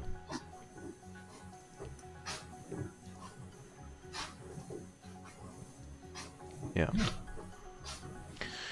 The Sea of Grass is the name of the southernmost part of the wildlands that was once full of gigantic fields of shifting grass with rock formations jutting out as far as the eye can see. Unfortunately, in recent years, sections of this land have quite literally sunken into the sea, possibly from earthquakes or shifting ocean levels. Portions can still be traversed on foot if you know which islands are safe to step on. On the other side of the Sea of Grass exists fairy country and the home of the elves, which, oddly enough, has not been affected by the shifting sea. Some speculate that the elves have powerful magic wards on their territory, while others argue that elf magic gone awry probably caused the ocean to encroach upon the original grasslands in the first place. The Sea of Grass is currently home to Angar, a tyrannical sea serpent who just won't leave. So you can see, it was a grassland, and it's actually kind of almost become like a swamp, because the land has actually begun kind of like falling into the ocean, or the ocean has become turning it into an actual sea of grass, so to speak. Interesting. Yeah. Okay. While we're at it, I will just also show you. I'm going to say that you were taking notes on these strange people that you've met recently. This is Kerrigan Grizzlymane. Can you see her? Yeah. Yeah, the current matriarch of the Wildlands Barbarians. Kerrigan Grizzlymane won the right to lead her people by besting her main rival, Goliath Clawrunner of the Clawrunner clan, in combat. She then established a peace treaty with King Darian, which has lessened the fighting between the barbarians and Tartec forces and seen limited trading sprout up between the two peoples. Her knowledge of the common language is shaky, and she often relies on her sister to assist her with speaking. Nevertheless, she radiates a fearsome but noble aura, and I sense that she is legitimately trying to advance the lives of her people and bring a stop to the bloodshed that has surrounded the barbarians for centuries. Let me show you her sister, Ven. You should see her sister now. Yeah. Ven is the sister of Kerrigan and second in command for the barbarian for the Grizzlymane barbarian clan. She has the best command of the Tartec common tongue out of any barbarian I've met, and says it's because during one of the trading expeditions between the barbarians and merchants from Tartec, she came across a book on linguistics written by Giselle and has been studying it ever since. As a result, Ven assists her sister in negotiations with Tartec's forces and is acting as a guide of sorts for me and Claudia. And so, this is kind of what Ven talks to you about as you guys are traveling on your journey. She continues talking about her interest in Tartec. You get the feeling that she's quite curious about the people beyond her land. She wants to know more, and that's probably why she read this book and then got so good at speaking the language. And then she also mentions how she's helped her sister, Kerrigan, in negotiations with Tartec's forces, the Imperial Guards, so on and so forth. So she's probably the most educated, or worldly rather, not necessarily educated, but worldly barbarian in this neck of the woods. Okay. All right. Okay, so as you go on walking, I'm just going to say that Ven begins noticing that Claudia's awfully quiet around her, is kind of not really talking as much as usual, not as chipper as she usually is. And Ven asks Claudia, or rather directs the question towards you, what is up with your friend here? She does not enjoy speaking her mind. She often is subdued. Well, she's had a rough couple of days, but to be honest with you, don't take this the wrong way, but wildland people killed her parents. That's right, says Claudia. I'm sorry, but I might have to work with you lot at the moment, but that doesn't mean I have to like it. Ah, Ben says, so your parents were warriors killed in one of the raids before the time of the treaty? And then Claudia doesn't answer, but she kind of got like a stiff upper lip, and you can just see her like nodding her head and kind of pouting, and she's moving close to you, doesn't really want to walk ahead of you, doesn't really want to have too much to do with these people. And then Ven nods and says, well, it was a troubled time before the treaty. Our peoples often came into fighting with each other. But many barbarians died due to Tartec people encroaching upon our territory. It was, the phrase is both ways. What village did your parents come from? And so you've never actually really heard Claudia talk about her past too much, or the village where she grew up. All you really know about Claudia's past was that her parents died when she was at a very young age, and then she basically lived with her grandmother in a shepherding village, similar to Aquaria, not too far from Aquaria, but probably smaller than Aquaria. She lived with her grandmother, and then when her grandmother passed away, she moved to the capital city of Tartec. Her grandmother had some interesting items, like the magical bag of holding that she has in her possession. So her grandmother seems to have been a woman that perhaps had a little bit more to her than meets the eye, but Claudia doesn't talk too much about her. But so Claudia sighs and says, I came from a small village called Krista. It's not too far. Well, I don't exactly know where we are in relation to it, but it wasn't very far from Aquaria. My mum and my dad died when I was in my single digits, so when I was barely old enough to see above the kitchen table, I don't remember much of them. And that's right, they died fighting your people. They were part of the village watch. And, well, let's just say they didn't go down without a fight. And I hope they took some of your people with them. And Ven nods and says, well, you have great reason to not like us, and I can respect that. Your people were warriors. Your mother and father probably died bravely, and our people died as well. I was not part of this attack on any village called Krista, and I do not know if that was an attack done by our clan or the Claw Runners, but I have you know that in times past the elders of our village whenever we would fight with the Tartec peoples, and whenever we would end up slaying members of them, we used to have a great log in our village, and we would mark a notch in it for every member of the Tartec world that we had to fell. Right, and that was our way of honoring them as warriors. It sounds more like you guys just had a way of marking your hit list and all the people that you'd slaughtered, all the notches on your belt, says Claudia. And Ven says, well, that's one way of looking at it, but in our eyes, that was a way of commemorating their deaths. And we would put the log in the center of our camp, and we would set fires around it, and once a month we would burn incense up into the sky and pray to our gods to deliver us from wars with the Tartec people so that no more blood would have to be felled. And thankfully, perhaps because of our prayers, my sister Kerrigan ascended as leader, matriarch of the barbarians, and created the Tartec Treaty, which has done much to quell the bloodshed between our peoples. So hopefully we will never again have to come into violent contact with each other like how we once did. Well, that's all well and good, but that doesn't not gonna bring my mom and dad back, is it? Says Claudia. And Ven nods. That is true. But you know, Kerrigan and I once had a brother, and he died at the hands of Tartec peoples. So it goes both ways, as I said before. Claudia doesn't really have anything to say to this. She just looks upset. What's your take on it, Lester LeFoe? It seems to me that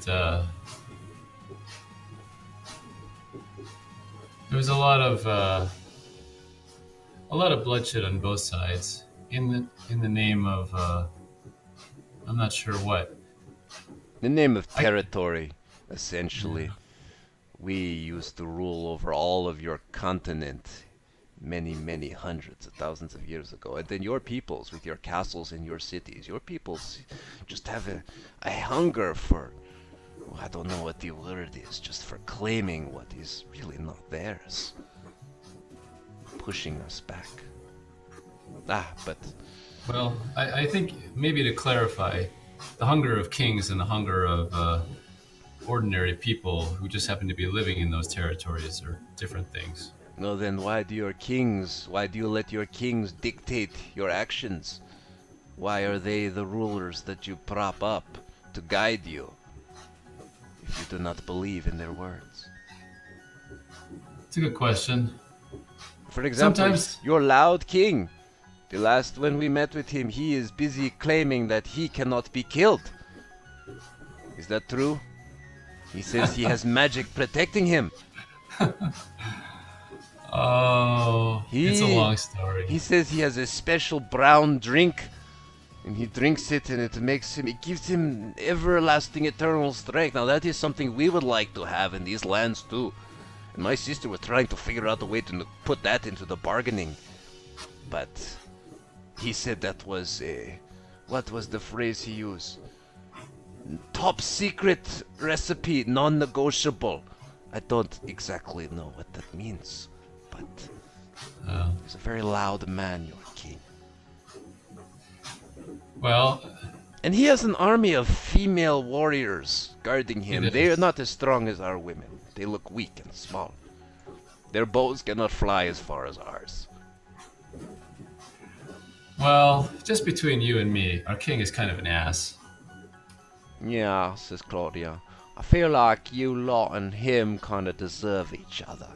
It's a darn shame my mom and dad got caught in the mix. How old are you, little one? Asks Ven. Claudia, with her stiff upper lip, says, 18. And Ven says, I am technically only 1 summer older than you, and my brother was 16 by your calendar when he was killed. I remember it well. The times were tough on all of us, and that is why I believe in the power of my sister to make things better and to lead us to a bright future. And that is why I do not approve of the Clawrunner barbarian clan causing strife. That is a new word I learned recently. Strife between our peoples.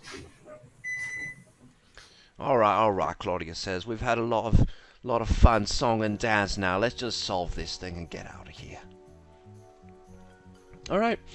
So you guys, let me just, as you guys are walking, let me just see if any random encounters happened. Yeah. As you guys were walking. Oh! There's one random encounter. All right. One random encounter occurs.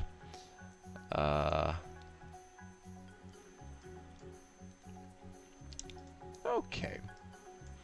So not every random encounter is necessarily a combat one.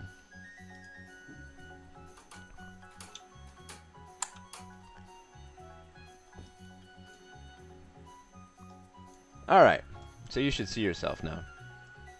Yeah. At the very bottom of the screen. At the bottom, yeah. Yeah. Okay, so as you guys are walking and are nearing the mountain area, you come across several wild horses in a field, grazing, okay? And there's also a gigantic elk also grazing on this ridge here. Ven says, the horses of the wildlands, your peoples. They truly, truly like our horses, and we have often sold them during the times of trading. They say that the horses in our lands are of greater stock than the weak, bony-legged ones in the Tartec city. Perhaps if you wish, you can try to tame them and ride upon them. It will increase your safety when traveling across our lands. I do not believe you have what it takes in order to tame one of our bears or wolves, but if you wish, you can try your hand at the horse, or if you're feeling brave, at that elk over there. But the elk might just possibly ram you in two with its horns. Well, yeah, let's give it a try. Why not? So yeah, so essentially, if you guys manage to, what this kind of means in game terms is, if you guys manage to successfully tame one of these horses and ride them, you have no more random encounters as you traverse across the wildlands. Oh, because okay. nothing can catch up to the speed of the horse. Okay, gotcha. Okay. Well, let's do it. I think we have animal. It's like there's an animal handling thing here. So actually, your hit point, you're at 33 hit points, I believe. Yeah. 33 out of 39.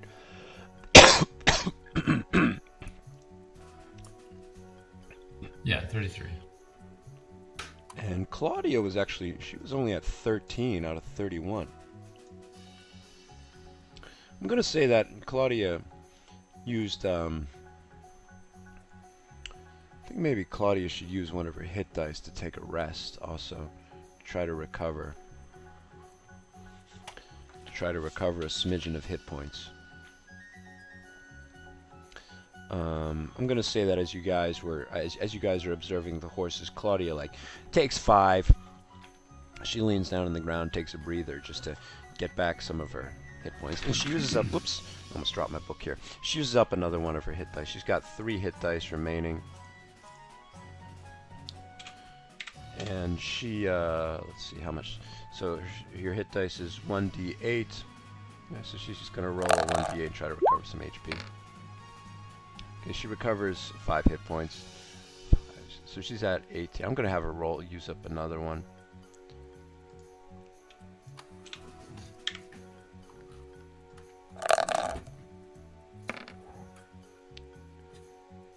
Okay, she recovers 9 hit points total.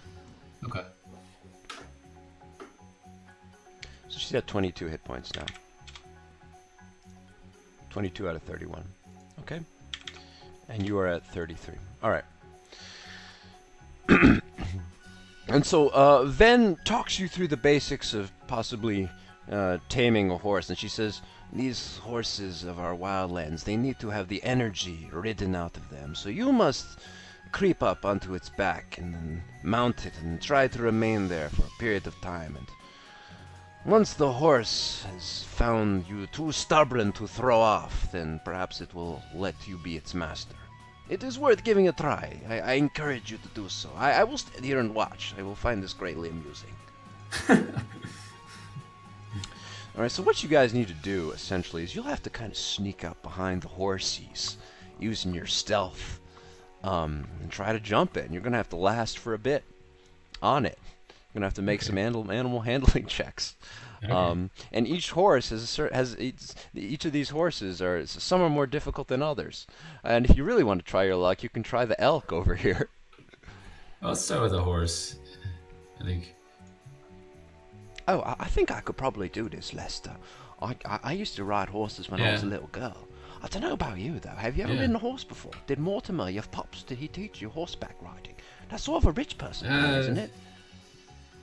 I don't know. He didn't teach me much, to be honest. Yeah, your dad never took you horse riding. I mean, you're in the capital city, so you don't really need a horse. Yeah. So you've seen horses in stables. You've maybe like ridden on one in passing, but you never actually had any formal knowledge. So I think your animal handling probably wouldn't be that great. Yeah, your animal handling. I think you're. So you only get a +1 in animal handling checks. Yeah. Yeah. Claudia gets like a whopping. What does she get? Claudia gets a whopping +6. Yeah. Yeah. Okay. Well, she would if she could do that. She could give it a try. Alright, I'll give it a try first. So they say you got to sneak up and not, be very cautious. So she does sneaky tiptoe and she's like, easy does it. Alright, horsey. Oh, I wish we had like a carrot or something. Maybe, I don't have any food in my bag anymore. We gave it all away. And they only gave us meat. Horses don't want meat, they want carrots. Alright, so she's going to make a stealth check just to see how stealthy she is.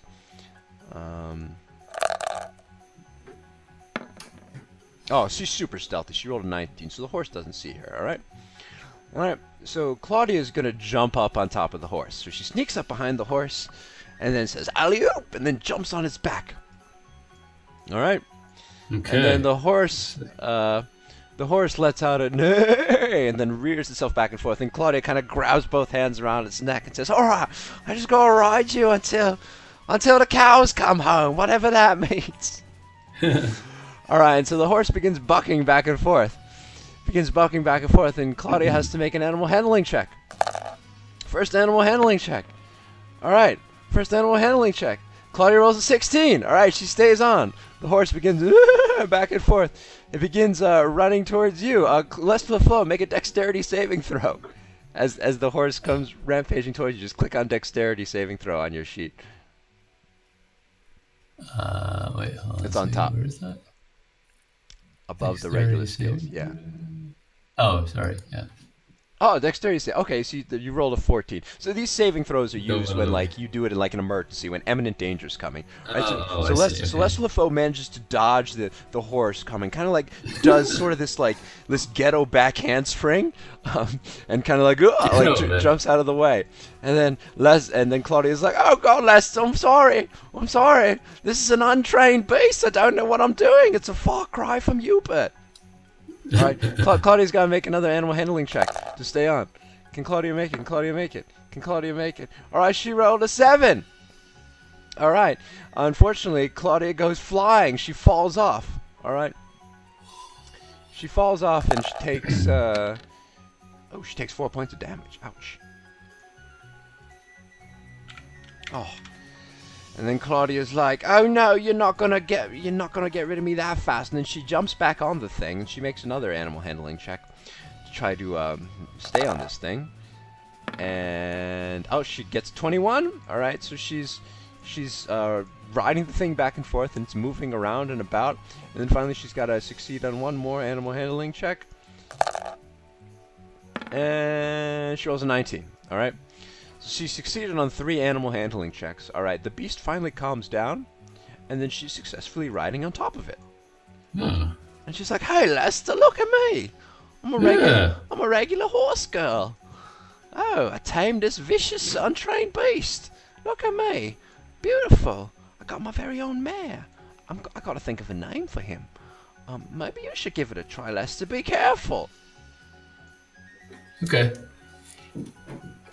So the Well, other let's horses, give it a try. the other horses have been kind of like boredly watching this frantic scene play out in front of them, and then they go back to chewing the grass. And you can see Ven like clapping her hands in the corner. She's like, "Very good, little one. It's impressive skill." All right. Okay, so all right, so now it's Lester LeFoe's turn. No, let's well, I don't know. I'll go and pick the more pick whatever one seems to be the more like easygoing of them. I don't know. Okay, yeah, make a Perception? make a perception check to see if you can determine which one's more easygoing. Okay. Oh, okay, yeah, it's going to be this one right here. Okay. It's going to be the one on the left. The one above you is basically orny as hell, and will not take kindly to being mounted by a city boy. Yeah. Okay. All right. So creep up and to the horse, and then get next to it. See if it freaks out. Okay, just make me a stealth check. Okay, 13. Yeah, that's fine. You creep up beside it. You're not really unnoticed, but it's kind of indifferent to your presence at the moment. Okay. All right. Are you going to mount the horsey? Yes, I'm going to mount the horsey. All right, you mount the horsey. All right, so you get on top of it, and then the thing starts kind of like like braying back and forth, and then starts bouncing around.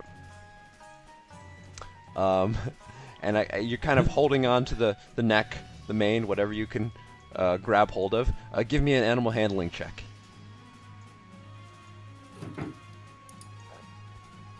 Oh, an 8. All right. Okay, so you just barely managed to hang on. Okay. This is you describe for me how you're hanging on to this. I'm basically just hanging on to the horse's neck, like with both hands. So look at the way you are on the screen. You're kind of underneath it right now. You're not on top of it. You're like.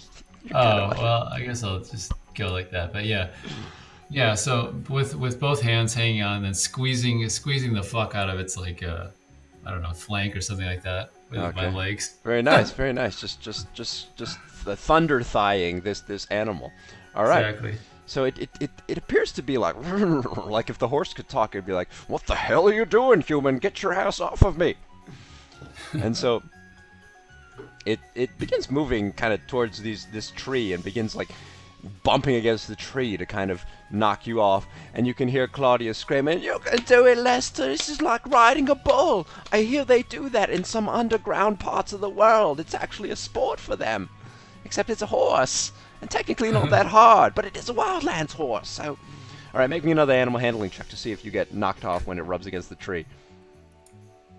Oh, 5. Alright, so the horse just boops you against the tree, and Lester LeFoe goes spinning backwards, just ass over head.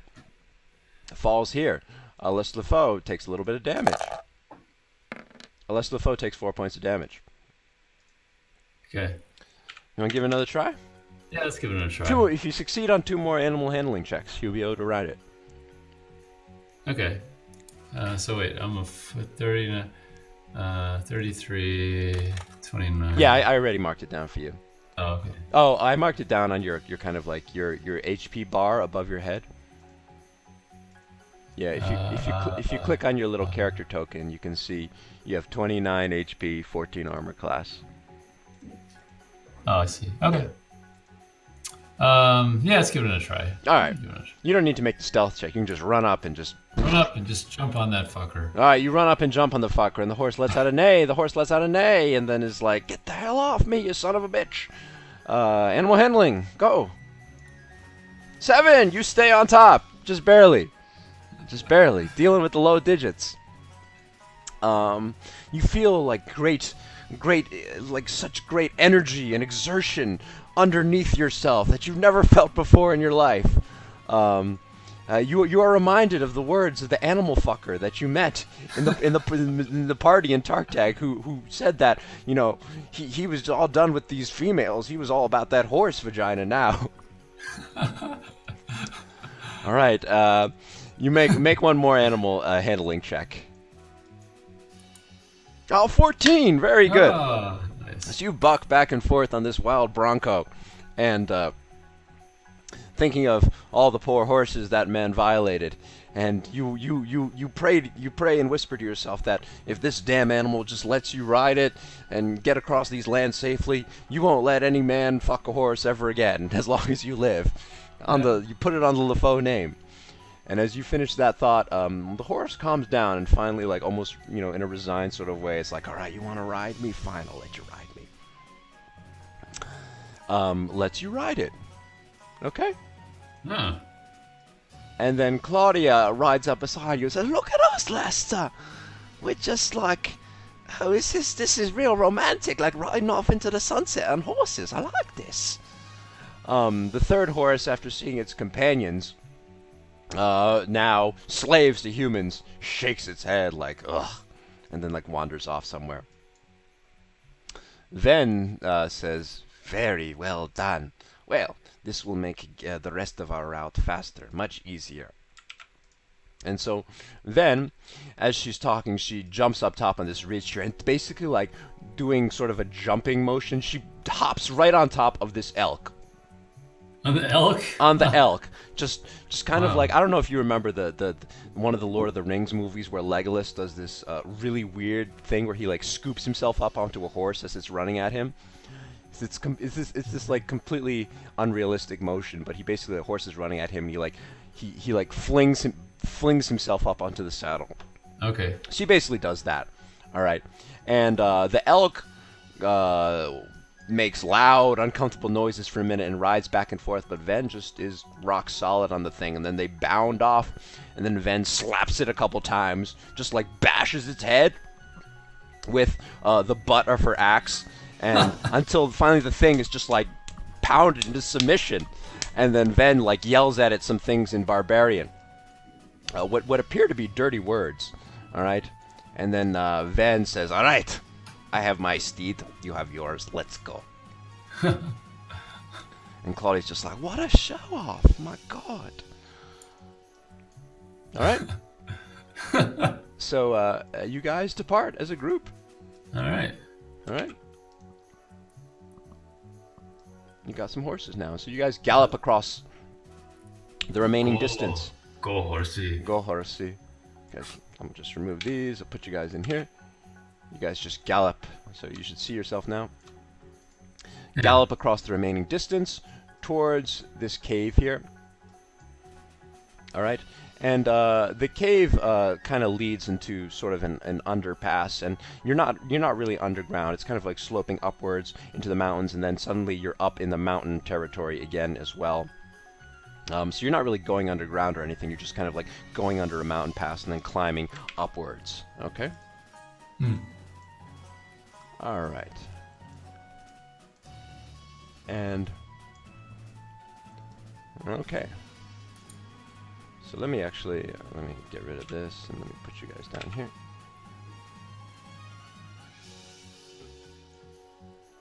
Just resizing all of you guys. So you're down here right now. Alright. So you're on this mountainous terrain right now. Okay?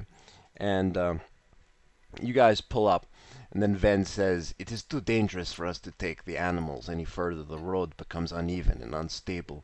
We will have to proceed on foot. So you're going to have to leave the horses and the elk behind. But, yeah. But they'll be waiting for you when you come back. You essentially tame them for now. Yeah. Alright? So you're up this steep mountain pass right now. You can hear, like, loud, shrill sounds of animals coming from the top of the mountain area. And actually, you can kind of cheat if you want to and look up on the map somewhat.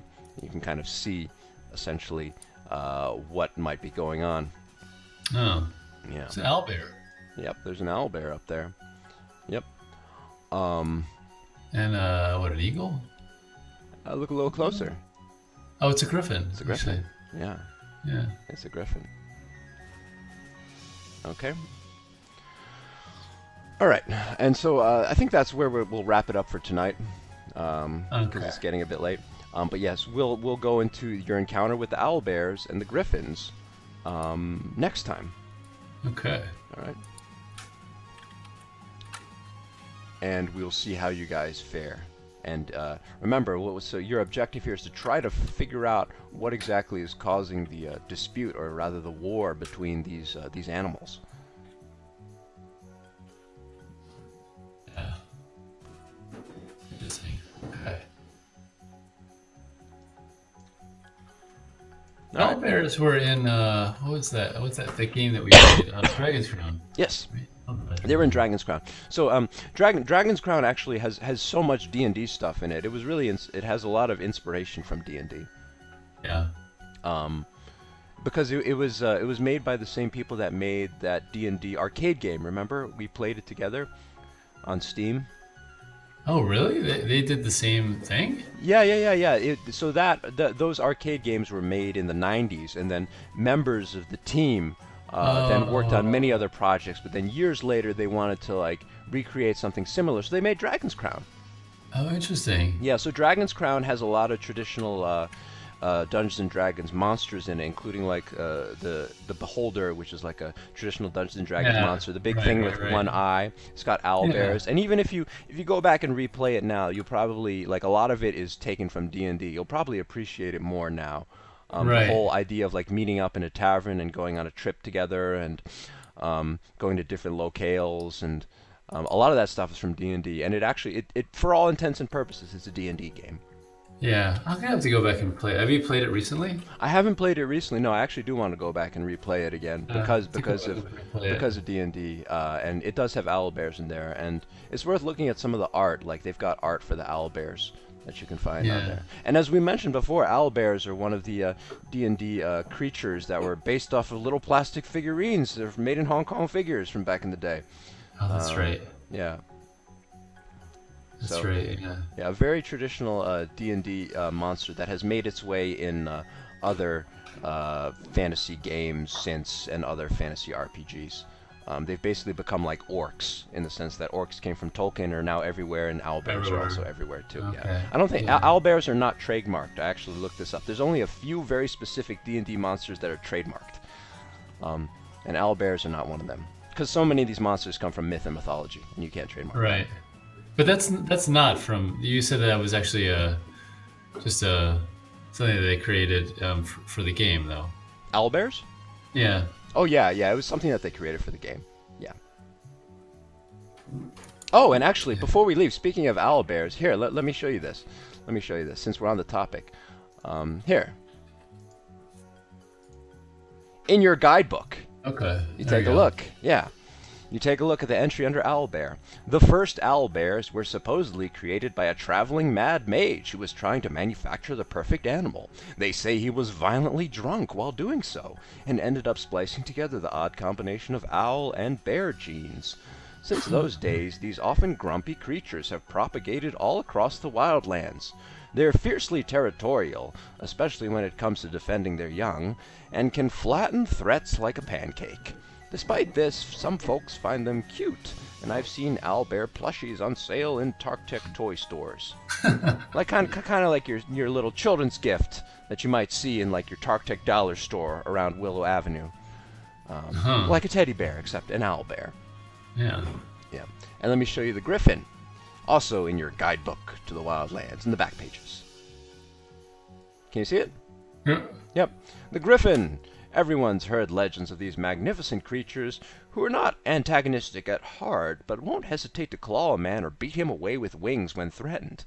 They have the heads of eagles, the bodies of lions, and the combined intelligence of both animals. They say that some brave, or foolhardy, depending on how you look at it, souls might have managed to train griffins and ride atop them, which must be quite a rush indeed. And so you're looking at this, and Claudia's like, well, Lester, looking at how difficult it was for you to ride a horse, you might not want to start on a griffin anytime soon. Yeah. I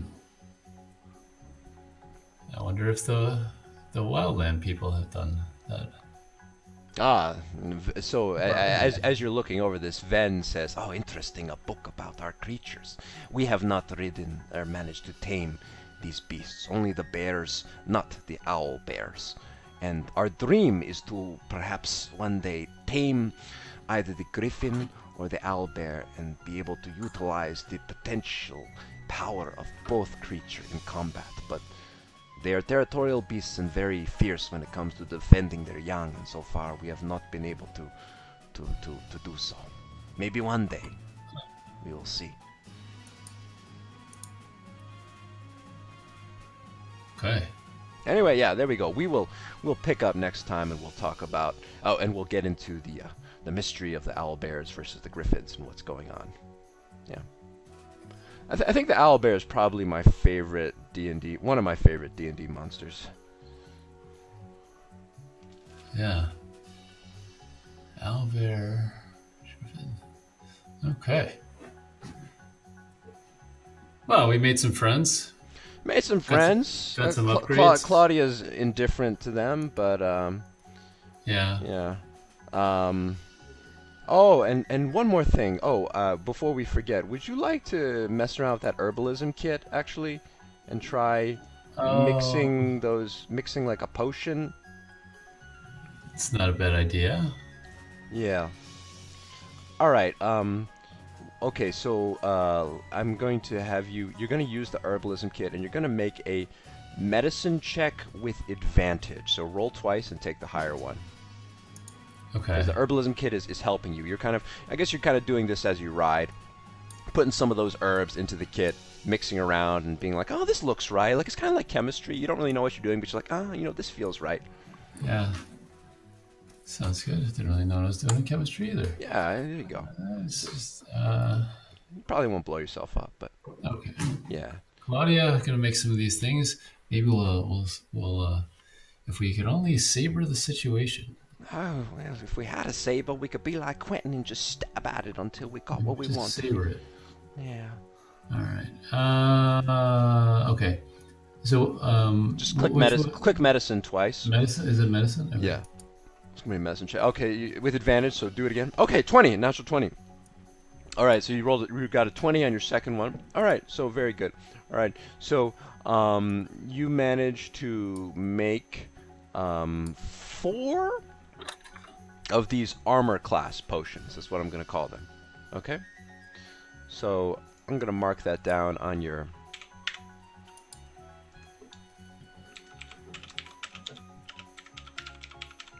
Okay, so 4 armor class potions. You see it? I marked it down on your sheet.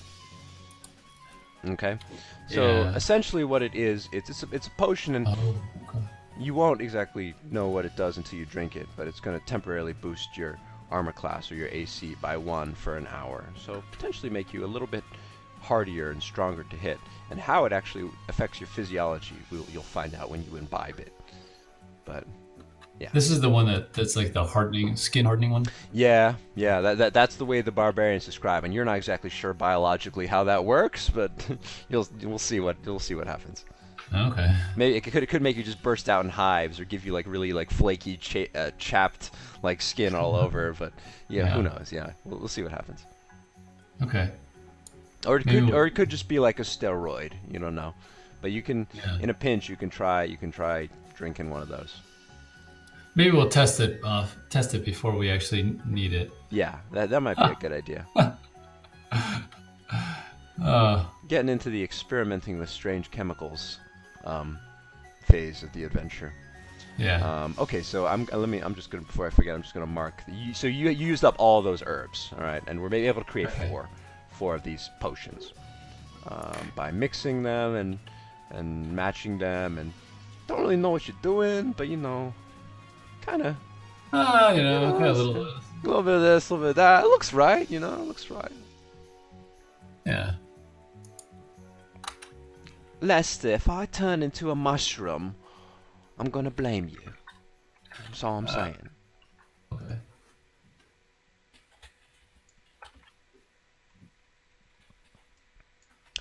All right, so we're gonna wrap things up for now, and then we'll get back into it next time. All right. All right. I'll stop recording now.